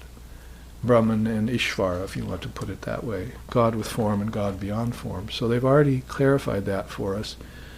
So when they start talking in this vein about an overseer of creation, preservation, and instruction, quite often someone who operates it, as it just said, who pervades it, over it, presides over it rather. They're talking about the personal God. And that you could pray to, but you can't pray to the impersonal God. You have to meditate on it. So you use prayer only so far, and then you get into meditation for formless God, because the formless God doesn't have any ears and any form to pray to. And that's more your true nature. You see, that's why you find I and my Father are one, because you find out you're in perfect empathy with this oversoul, that you are that. Sound familiar? That thou art, Tattvamasi. So that's how one Rishi put it. So let's just say, I saw that, and I am that.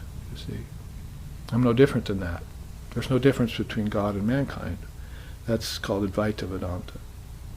Of course, mankind has to realize itself to be that. And as long as it's involved in becoming instead of being, then it will not understand that. This is all a process of becoming, right? You're trying to work yourself back to some place that where you once belonged, as they say. But you're failing and falling back to earth all the time, falling back into the body, and not having that peace and that bliss that the seers are getting when they go into meditation. So you see there, I put the Sanskrit equivalents on this side, but we're just going up this sancharaha prati sancharaha. We're just going up this reverse chain transition to the source, as if we've already come out down here, and we've all come down to the realm of food, and we're eating food, producing material bodies and so forth.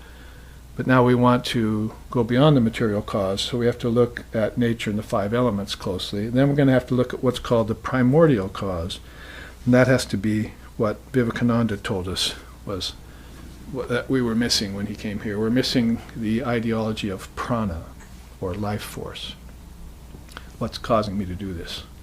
What's causing me to speak? What's causing you to hear? What's causing us to think? Hopefully very deeply. And that's a life force. Man does not live by bread alone, is how he often put it to his disciples. So you live by something else. It's a life force in you.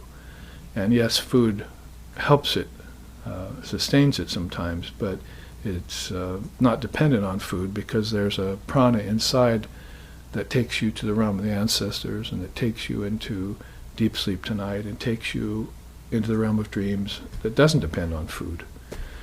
And so you're finding what's called psychic prana.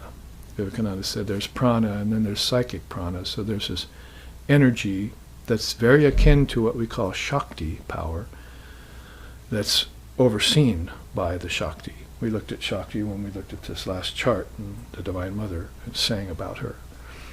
So, in fact, since you got the name Saraswati last night in your initiation, we sang that beautiful hymn. Vani Saraswati Vagdevi Bhagavati Parvati Mampadi Amba Parameshwari Akhilandeshwari Adi Parashakti Palayamam Vani Saraswati Vagdevi Bhagavati Parvati Mampadi.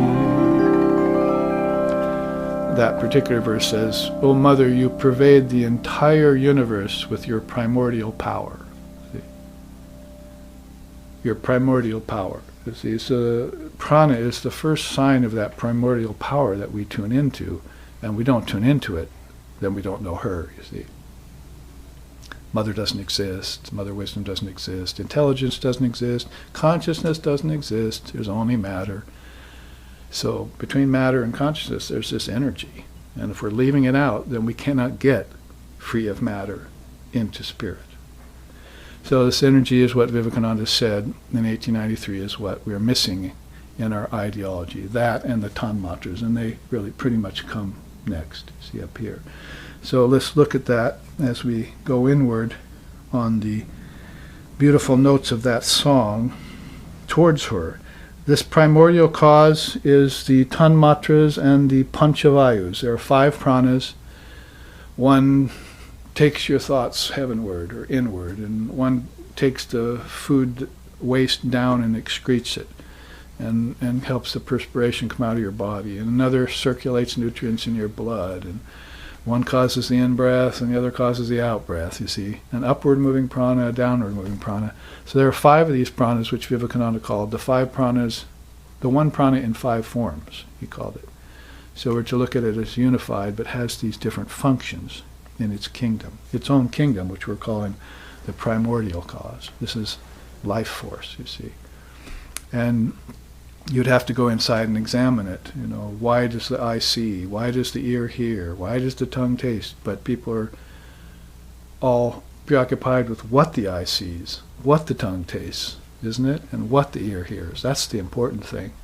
So they're not questioning, why does the eye see that? Why does the ear hear that? And why does the eye see ugly things and beautiful things? And why does the ear hear nice things and not so nice things? So they need to go deeper into the source of the senses. And when they do, you see, then they'll find these pranas and these tanmatras. Now the tanmatras are, as we see here, audibility. We had it here. That's why these two charts are a good connection. Here's the tanmatras: odor, flavor, visibility, tangibility, and audibility, which go very nicely with earth, water, fire, air, and ether, and these senses. Here's your gross body, and here's where your subtle body begins. So the subtle body is going to be consisting of 5 tanmatras.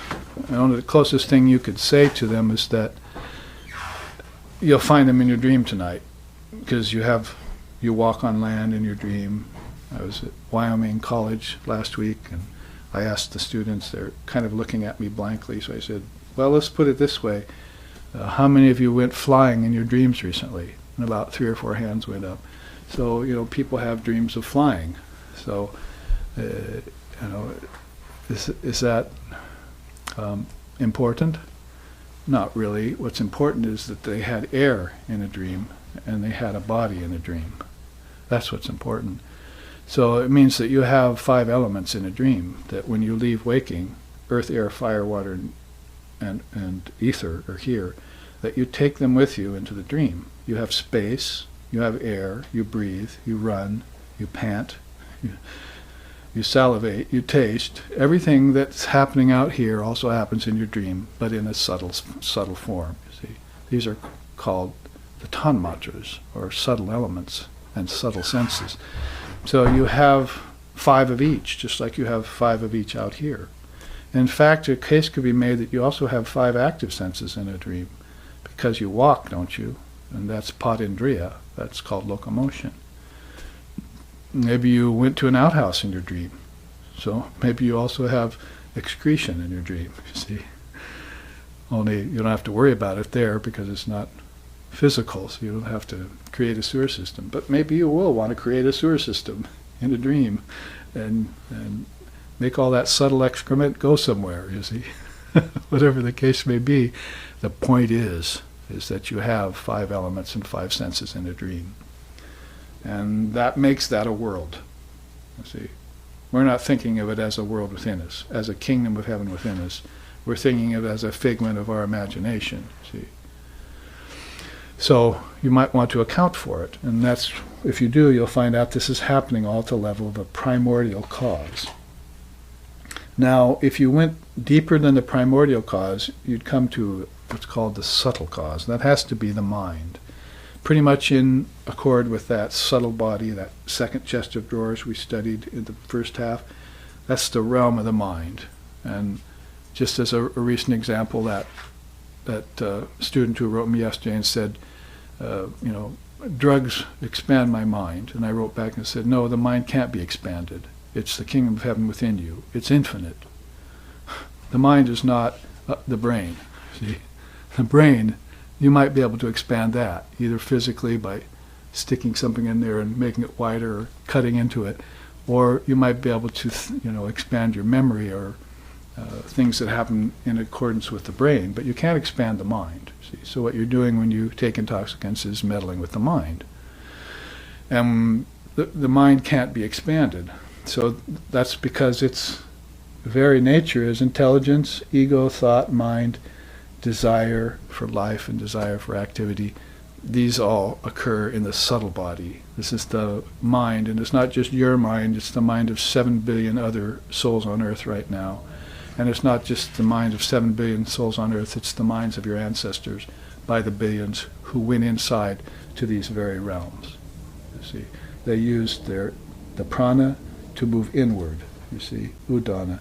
It takes you, the Taittiriya Upanishad says, to other worlds. So if you're in the body, it's taking you to worlds of dreaming, deep sleep, and back to waking. But if you've left the body, It's taking you to dreams of your ancestors, the celestials, the gods and goddesses, the sage and sages, the gurus, and back again.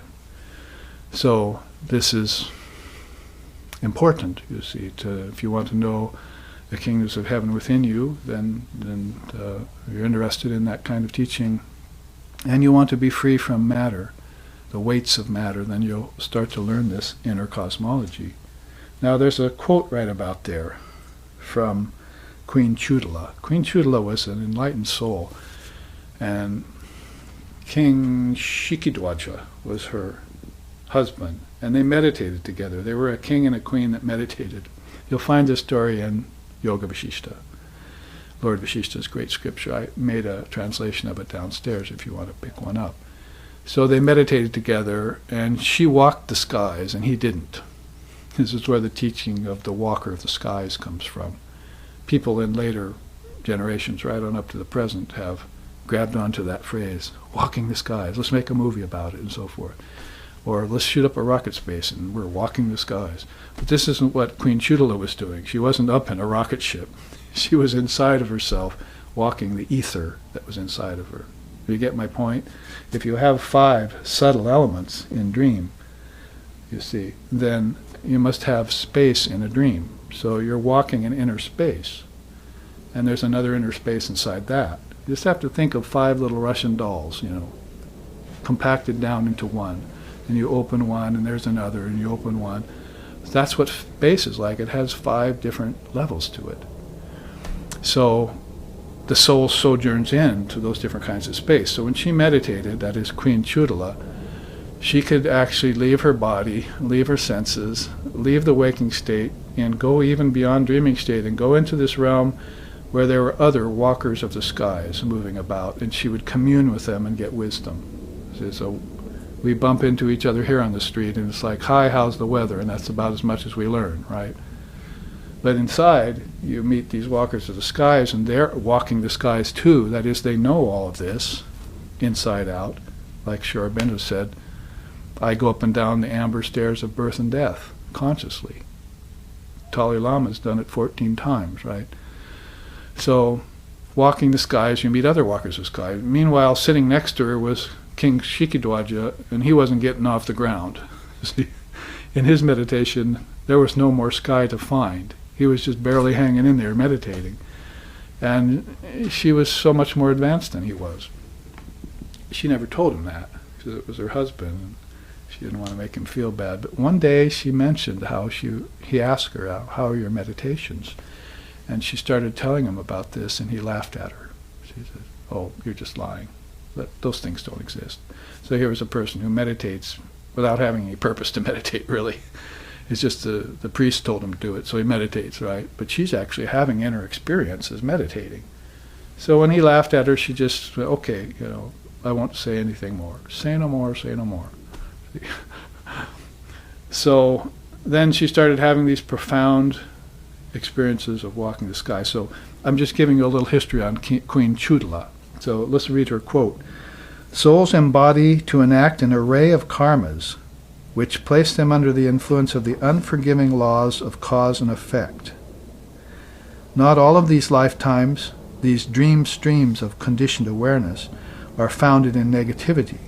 Many there are, masters of mental projection, who wrap themselves in the fabric of Maya to merely enjoy ephemeral pleasure. So there are beings, she says, inside that know about this process, but they still seek pleasure. Not the seers would transcend this level and go up to higher levels, but they're happy in the mind. See? I mean, you could say maybe on earth an intellectual, right? Happy in the mind.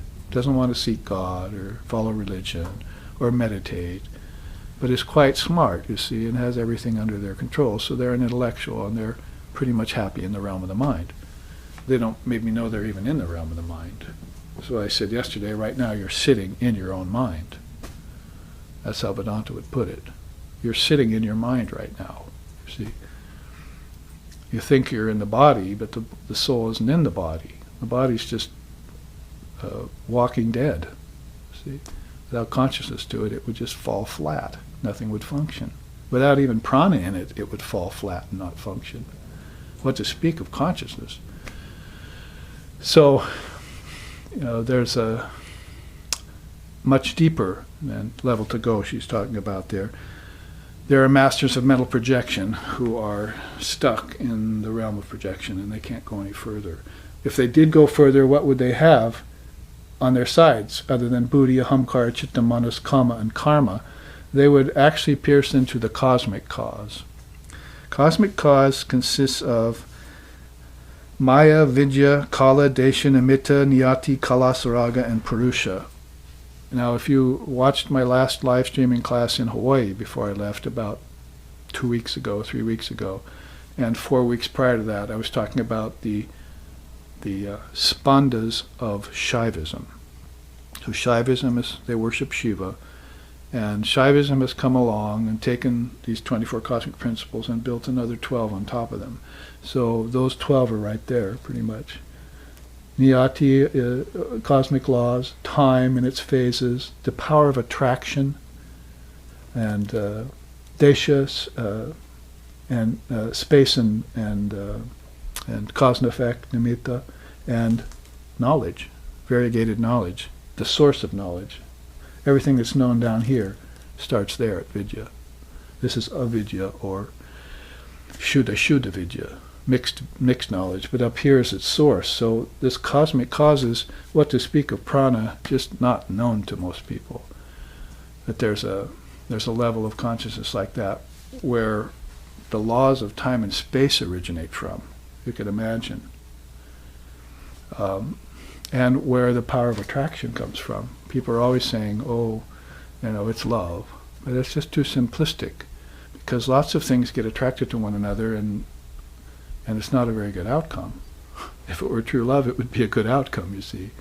But attraction brings things together that don't necessarily love one another, like ancestors and humans, you see.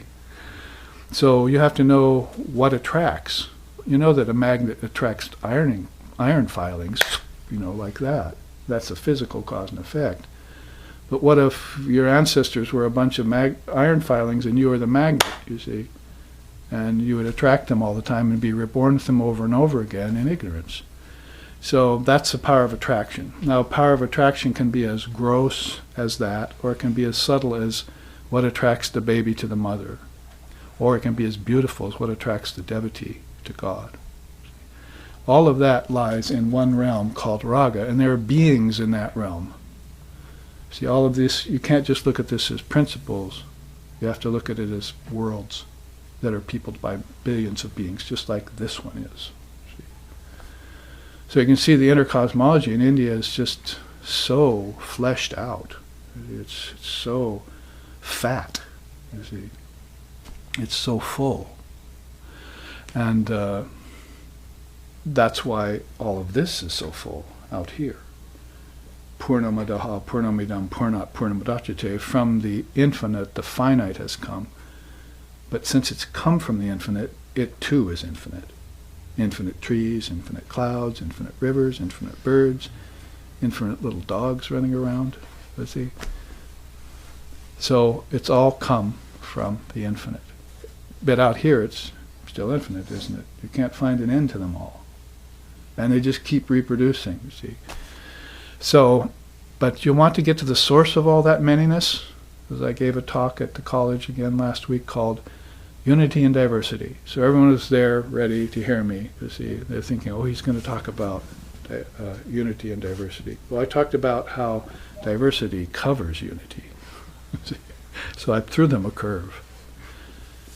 We say, oh boy, unity and diversity, diversity into unity, however you want to say it. But actually it's diversity that's the covering power of Maya.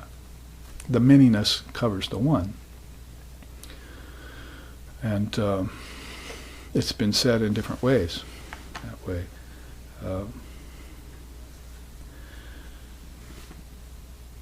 So if you want to know, for instance, the string running through the pearls, then you go to Krishna, right?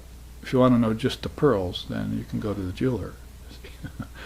But if you want to know what holds the pearls together, you go to Krishna, because he knows consciousness is sewing all this together. That's what we just read in that sloka. How everything is presided over and permeated by consciousness. See?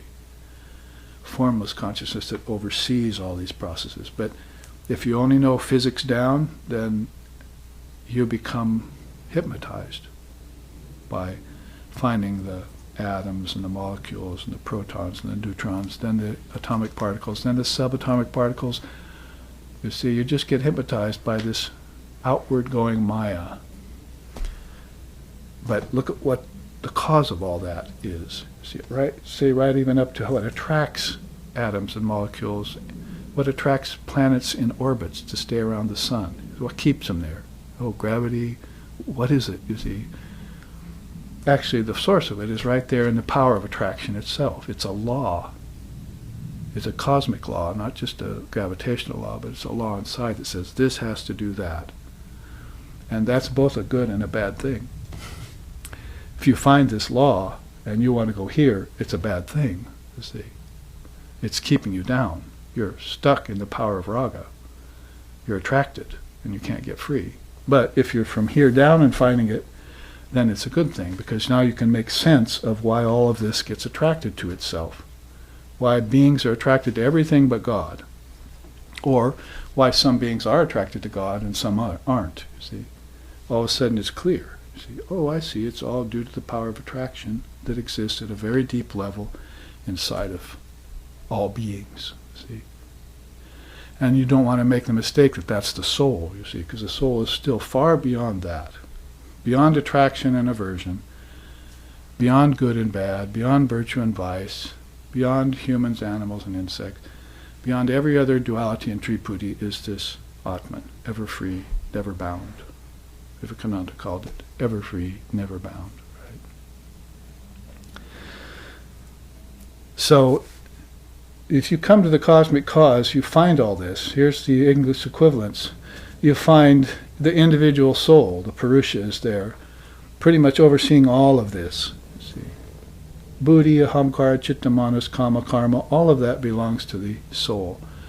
And it just depends on how he or she operates it as to how the world is going to turn out, or life is going to turn out for them. If they're masters of it, as we said by this quote from Queen Chudala, then pretty much happiness is there for them. The world is my oyster and so forth. And, you know, they're living lives of pleasure and luxury and so forth. Or maybe even peace and balance, depending on their level of attachment. But if they haven't found raga yet, then they think maybe the ego, ahamkara, is in charge, you see. But when the ego gets displaced by the Purusha, the small self gets replaced by the true individual self, then that's a different matter, you see. May we always make an offering of the small self into the great self, right? That's what we chanted last night at puja. So we have to always offer this ego all the time, because it's a rascal. So you always give it back to Mother, give it back to God, every day. Doesn't it sound like bubbles dissolving into water, as we were saying? You don't want to let that, develop a form and preside over everything. The ego becomes the master. Then you get a warlord or a tyrant and, those kinds of beings. They want to control and dominate over everything, everyone, you see, and that's an ego out of control. So the devotees don't want to create that kind of karma for them or for others, so they're always offering that small self, hamkara, into the great self, or into the true individual self here. The great self is beyond. Also, cosmic laws, phases of time. Now you understand how there's an involution, not just an evolution, that no matter how long 4 billion years might seem, that it's an arc. It's not a straight line. It's not a linear thing. It's a cycle. And it's coming around behind you, and it might bite you in the ass, you see, if you're not careful.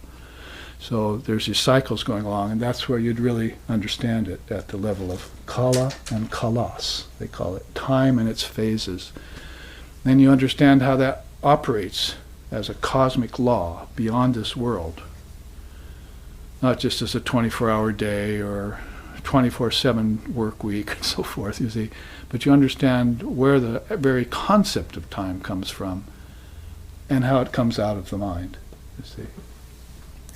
In this case, out of the great mind, cosmic mind. You also find there things like time, space, and causality.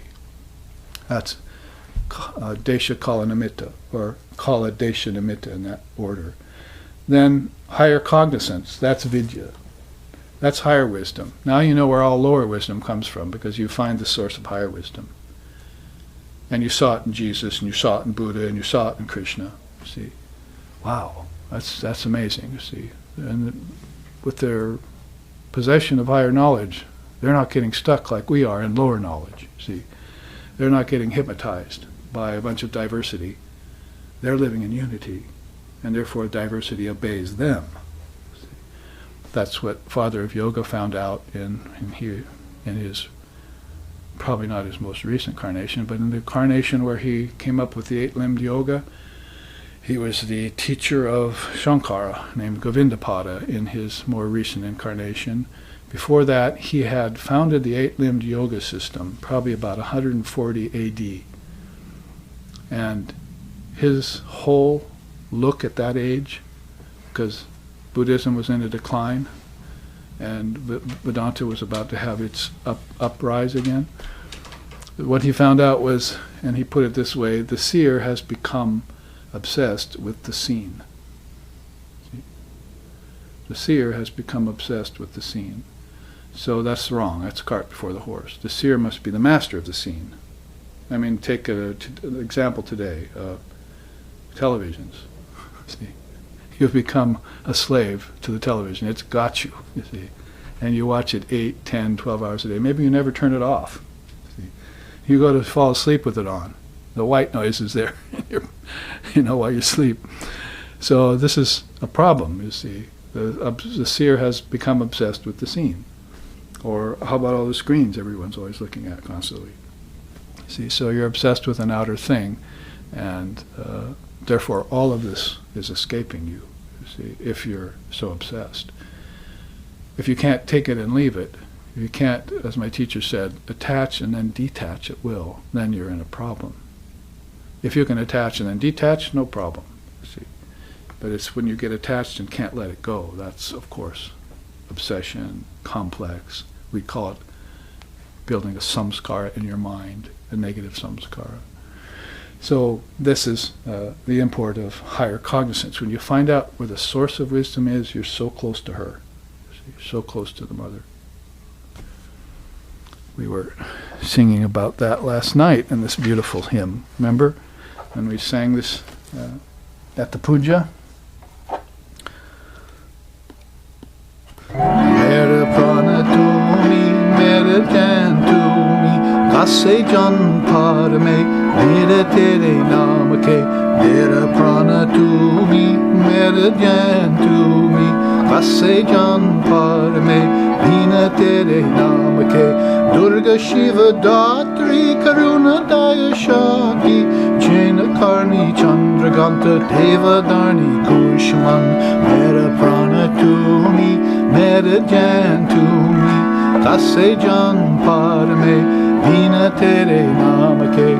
And it rolls on and on like that. You see, on and on it rolls with these beautiful sentiments about Divine Mother. See? You are my life force. Well, let's see, that happens right about there. You are my meditation. Well, let's go higher. Or if your meditation isn't so good, let's fall down. See? You are my supreme enjoyment. That sounds like up here with power of attraction. See? You, O Durga, are my refuge. You are Shiva's vessel. That is where Shakti is, Shiva is. You are the living force of compassion, a boundless mass of blissful radiance, ever adored by all the gods. And on it goes. See? So this is why you have to know about the source of her wisdom, which, as far as that's concerned, is going to be vidya, not avidya. Or paravidya, not aparavidya. Now, if you want to be really critical, you say vidya and avidya. Okay, this person has knowledge, this person's ignorance. But if you want to talk about what I had to talk about at college last week, then you say, on a big screen in the auditorium of 1,000 seats, I had to stand up there with a big screen and show one of my charts. and it was called Para and Aparavidya.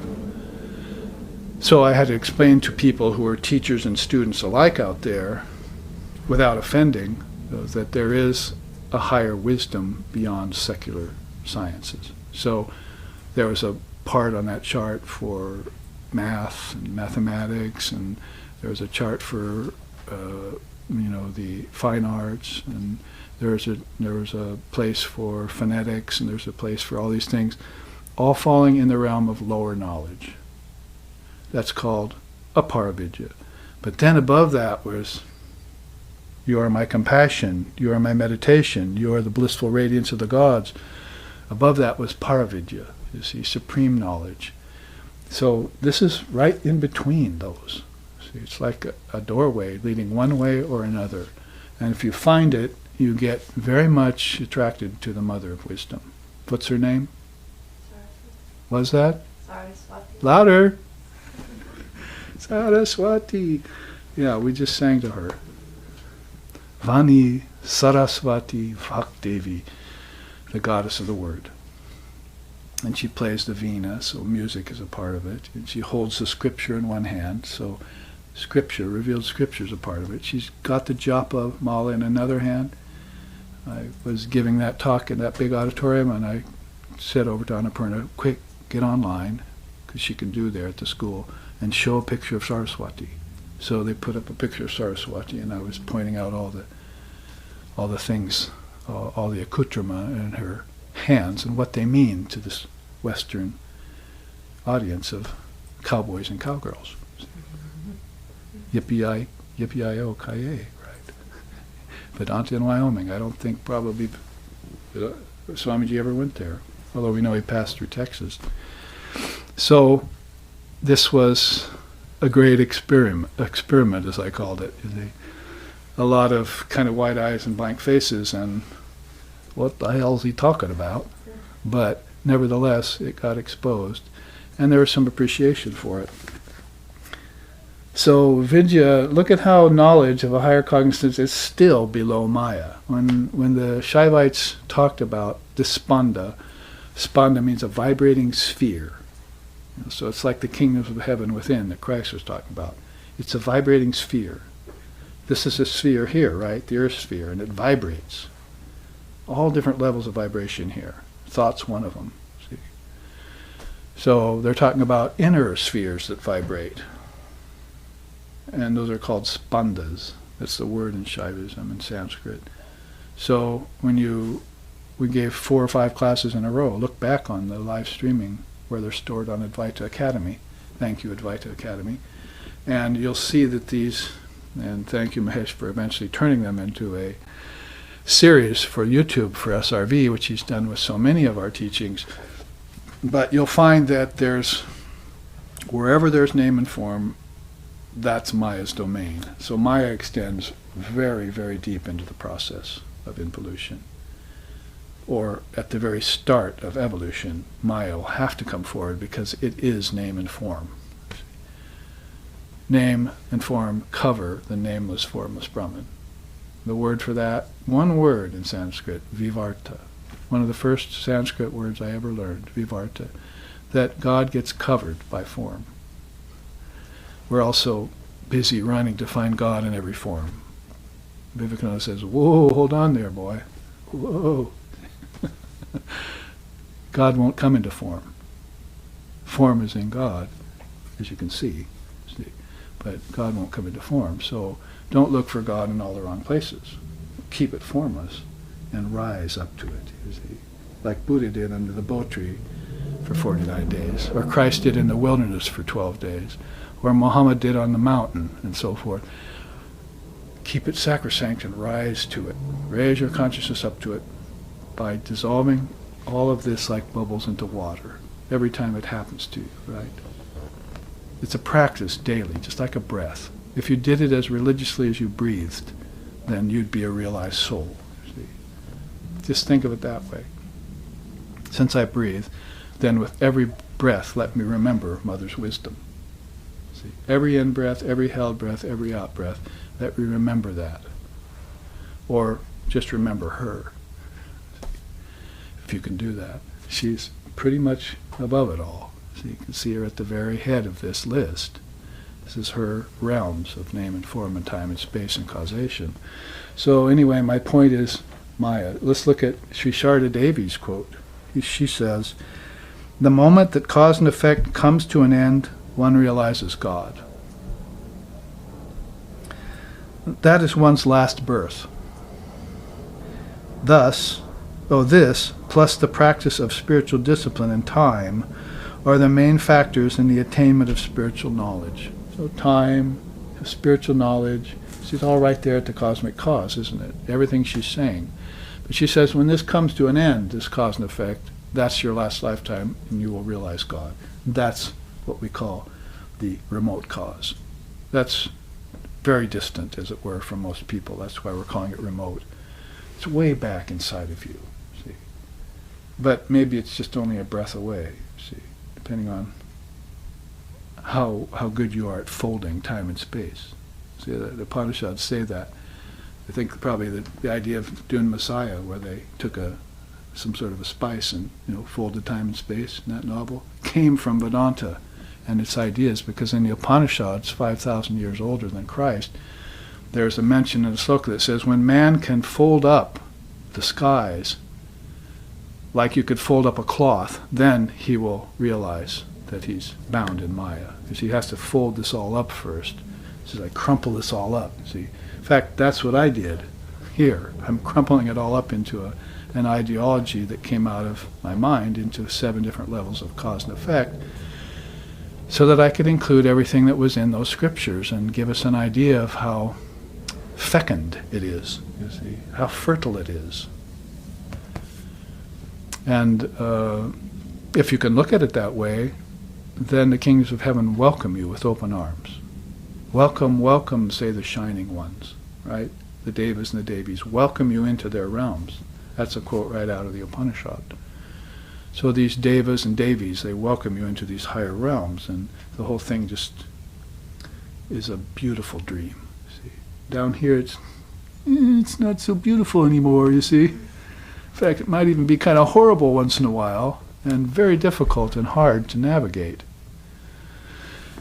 So if you arise above the cosmic cause, then you have cosmic mind, Mahat. And if you quickly go back to this, you can see how cosmic mind is very, very high on the ladder of evolutes. Just prior to cosmic intelligence itself is this cosmic mind, called the Mahat. God's mind, if you will. Also, unmanifested nature is there. Remember when I talked about the forest with the seed bed? That's what I mean. Everything is stored in unmanifested nature. All of this comes to you out of the seed form. See, this is why there's no birth, there's no death, there's no creation, there's no destruction. See, that's why the beautiful sloka we read here, you see. When the dance of Maya begins, right there, when the dance of Maya begins, I loose forth all things into the realms of becoming. All of this becomes, you see. And all the while, nothing is born, nothing dies, nothing is created, and nothing gets destroyed. In all of this play in this dream, if you go into a dream tonight and you kill a cow, did it get created or destroyed? Isn't it always going to be there as a dream cow? So nothing gets created, nothing gets destroyed. That's what all of life is at. So when I was getting blank looks in the College of Wyoming last week, I just said, row, row, row your boat gently down the stream. Merrily, merrily, merrily, merrily, life is. And they all smiled. Now they got it. See, this is all a big dream in the cosmic mind of God. And it's going on cycle after cycle after cycle. And if you want to go meet Lord Brahma, see, because there he is, he's part of the Ishvara form of Brahma, Vishnu, Shiva. There's actually slokas in the Upanishads that said, when you meet Lord Brahma, the soul met Lord Brahma, and he said, Lord Brahma, such a beautiful creation here, actually a projection. Can you take it back now and let me free? See? So in all the ideologies, from yoga to Vedanta and so forth, they feel like after you've made your way back in and you've understood all of this in your own mind, in your own being, that you will meet the Creator. We call him the projector. And at that point you can say, beautiful bath, but I'm clean, I want to get out. See? Or as Vivekananda put it, I went to the gymnasium and flexed my muscles, now I want to leave the gymnasium. See? So all of this is known by the seers, that it's a cosmological process that's come a long way, distance from back, all the way back to Om, the Word, because Christ said that. In the beginning was the Word was with God, and the Word was God. So Om might as well be Brahman. See? So out of the Word comes unmanifested nature. And there it is, the unstruck sound. And Ishvara would probably be the highest rendering of God the human mind can comprehend in form. Whether you're thinking of Jesus or Buddha or Krishna and so forth, then you're thinking of a form that persists after death, right? Did Christ die 2,000 years ago? I don't think so. I think he's living. And he was probably living thousands of years prior to that. He's probably an eternal soul. That's called Ishvara. So if you believe her, that nothing gets created and nothing gets destroyed, then you're just looking for it to come back again. See? Like Buddha getting out of the river and sitting on the banks, right? You'll see the same thing go around again. Or like getting over time and watching it arc instead of flatline. It's not linear at all, it's cyclic. But I didn't know that till I got high enough to see it. Well, this is getting high enough to time in order to see it, you see. And then you go beyond time and beyond cause and effect, and you find the kingdom of, the purveyor of the kingdom of heaven within you, see. And that's what we just read about here. He is the source of the world, brings everything out of his own nature, and leads creature to perfection according to their deserts, and endows each being with its distinguishing characteristics. Thus presides over the entire universe. That's Ishvara. Presides over the entire universe of name and form, in time and space, based in cause and effect.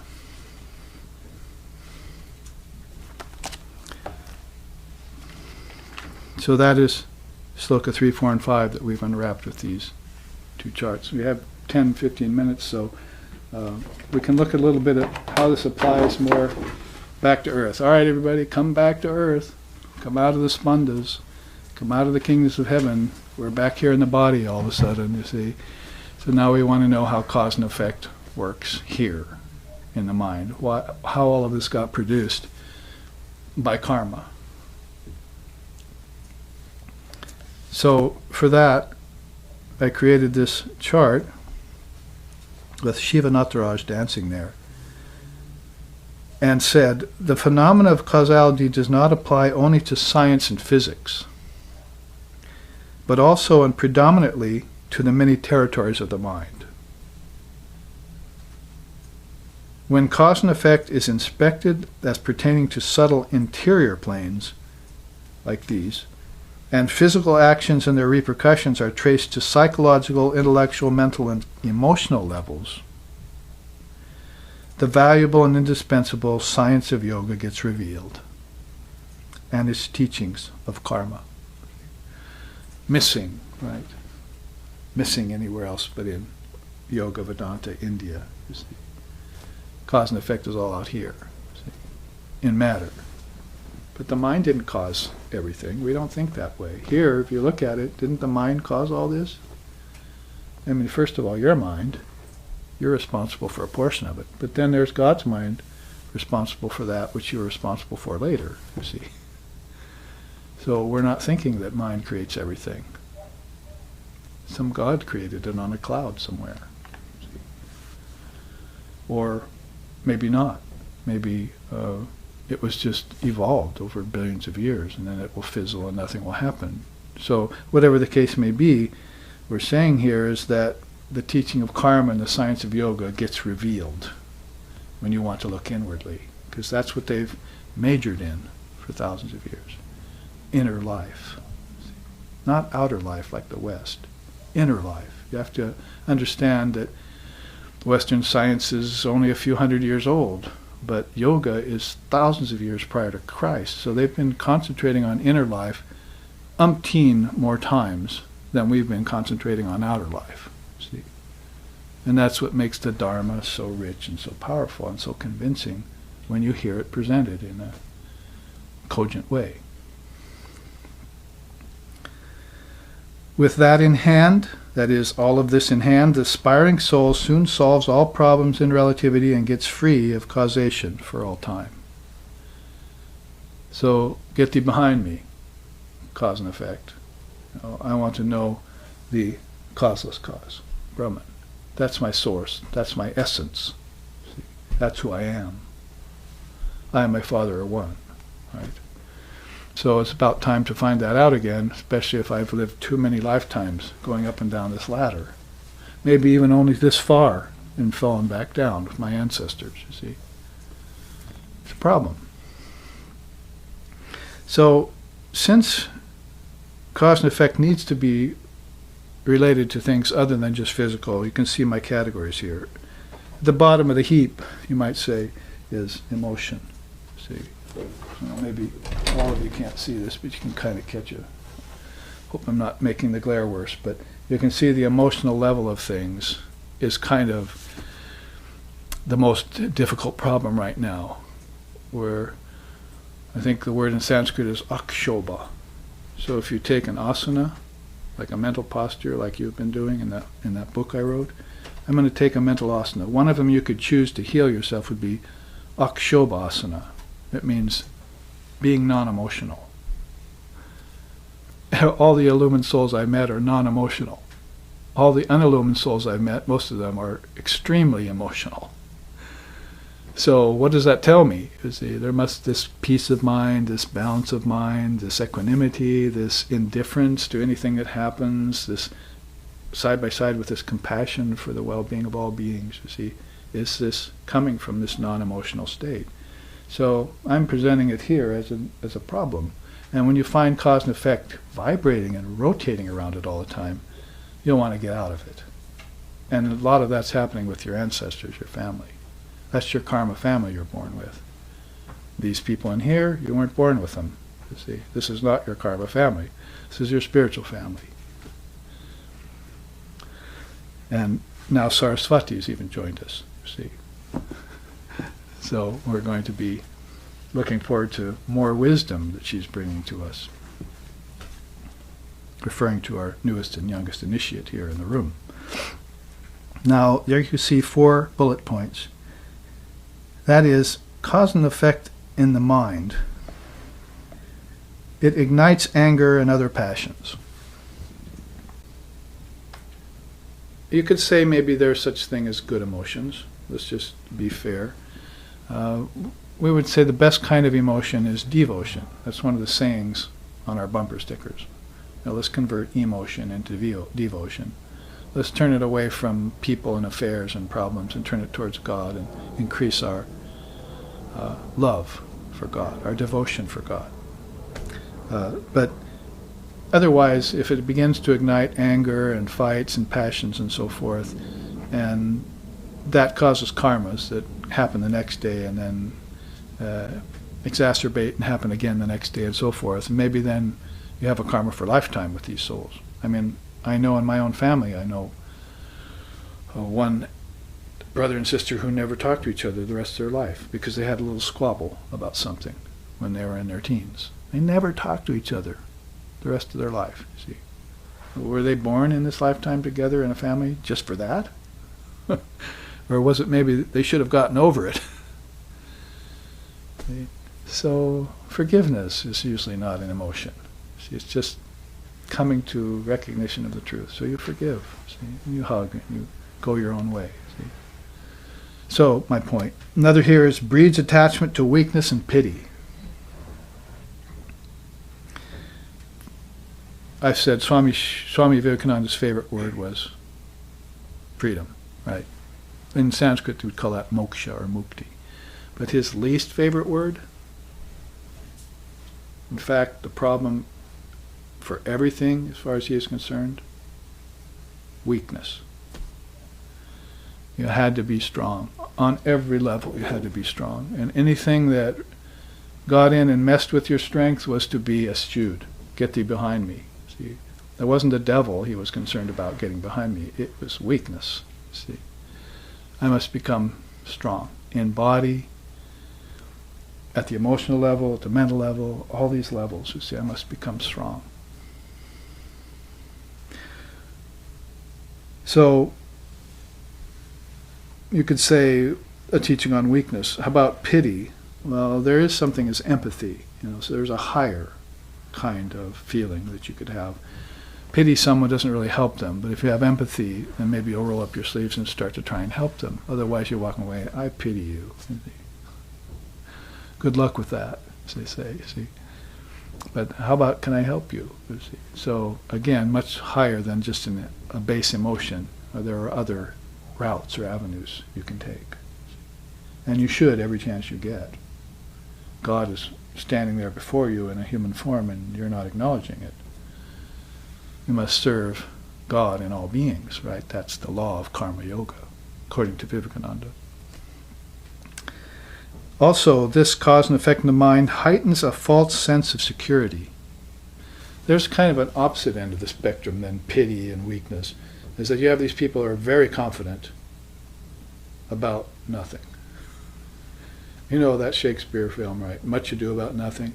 I love that term, you see, because I see the latest discoveries and so forth in the realm of lower knowledge, and it seems like they're all just all up in arms and talking, all excited. You see like hens cackling around the latest birth of insects in the barnyard floor.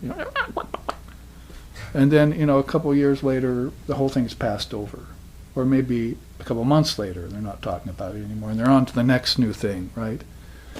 And we notice that about our own Western society, is we're on to the next new thing, and that gets old, and the next new thing, and the next new thing.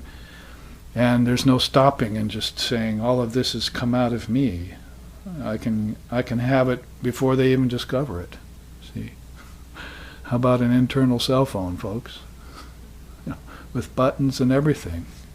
Push it and know what you want to know, you see. So you're on the cutting edge of things, like Buddha. So you're outside of the chain of time, which has got these people going up and down the ladder of birth and death in ignorance. And you've actually brooked freedom. So a false sense of security in, say, my wealth, in my power. So Saddam Hussein had a false sense of security around the power over his nation. Where is it now? Where's the power of Caesar now? See, they didn't realize at the time that it was short-lived. And Jesus was right there among the Caesars, saying, grant unto Caesar what is Caesar's, but take unto yourself what is the Lord. Those of you who don't give up your possessions cannot be my disciple, he said. Right out of the Bible. I think that's Timothy or Paul or George or Ringo or someone. So those of you who do not give up your possessions, you cannot be my disciple. So this requires and deserves some thought on your part. And finally, and we'll have to end here and take this up on my next visit, and probably around February, it increases the tendency of oversensitivity. That's kind of connected with emotionalism, that you're like a frayed nerve walking around all the time.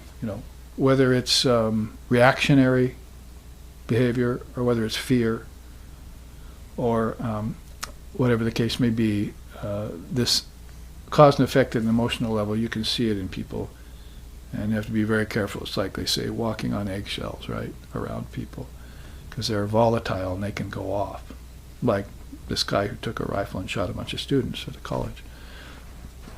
Who knows when that's going to happen? In fact, it reminds me that Patanjali called all of this the mind field, right? The field of the mind.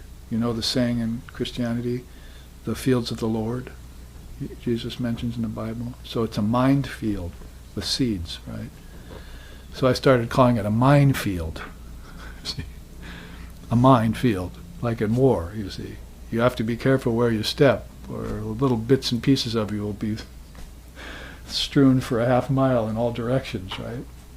So that's how volatile the mind is, and why we like to keep it in control. And so if we know where it is in the spectrum of things, I fall right about there at the subtle cause. The cause, it caused everything. So I'll end here with 5 minutes by saying this is a lot to take in, and it is a new version of an old teaching that I've taken the 3 kinds of causes and put it into 7 levels of cause. But it's well delineated in thought, and it follows the teachings of the scriptures and the seers, and it's something that you could just take with you and memorize, see, and then you could meditate on it and make it a part of your ideology and thinking. And then the next time someone comes up with you and tries to confuse you, or anything on earth happens that puts you off, then you trace it to its origin, and since you know its origin, it cannot harm you anymore. That's the beautiful thing about knowledge. It will defeat fear. Fear comes only when you don't know a thing. As soon as you know it, that fear goes away. So I leave you with that, and we'll end here with a chant.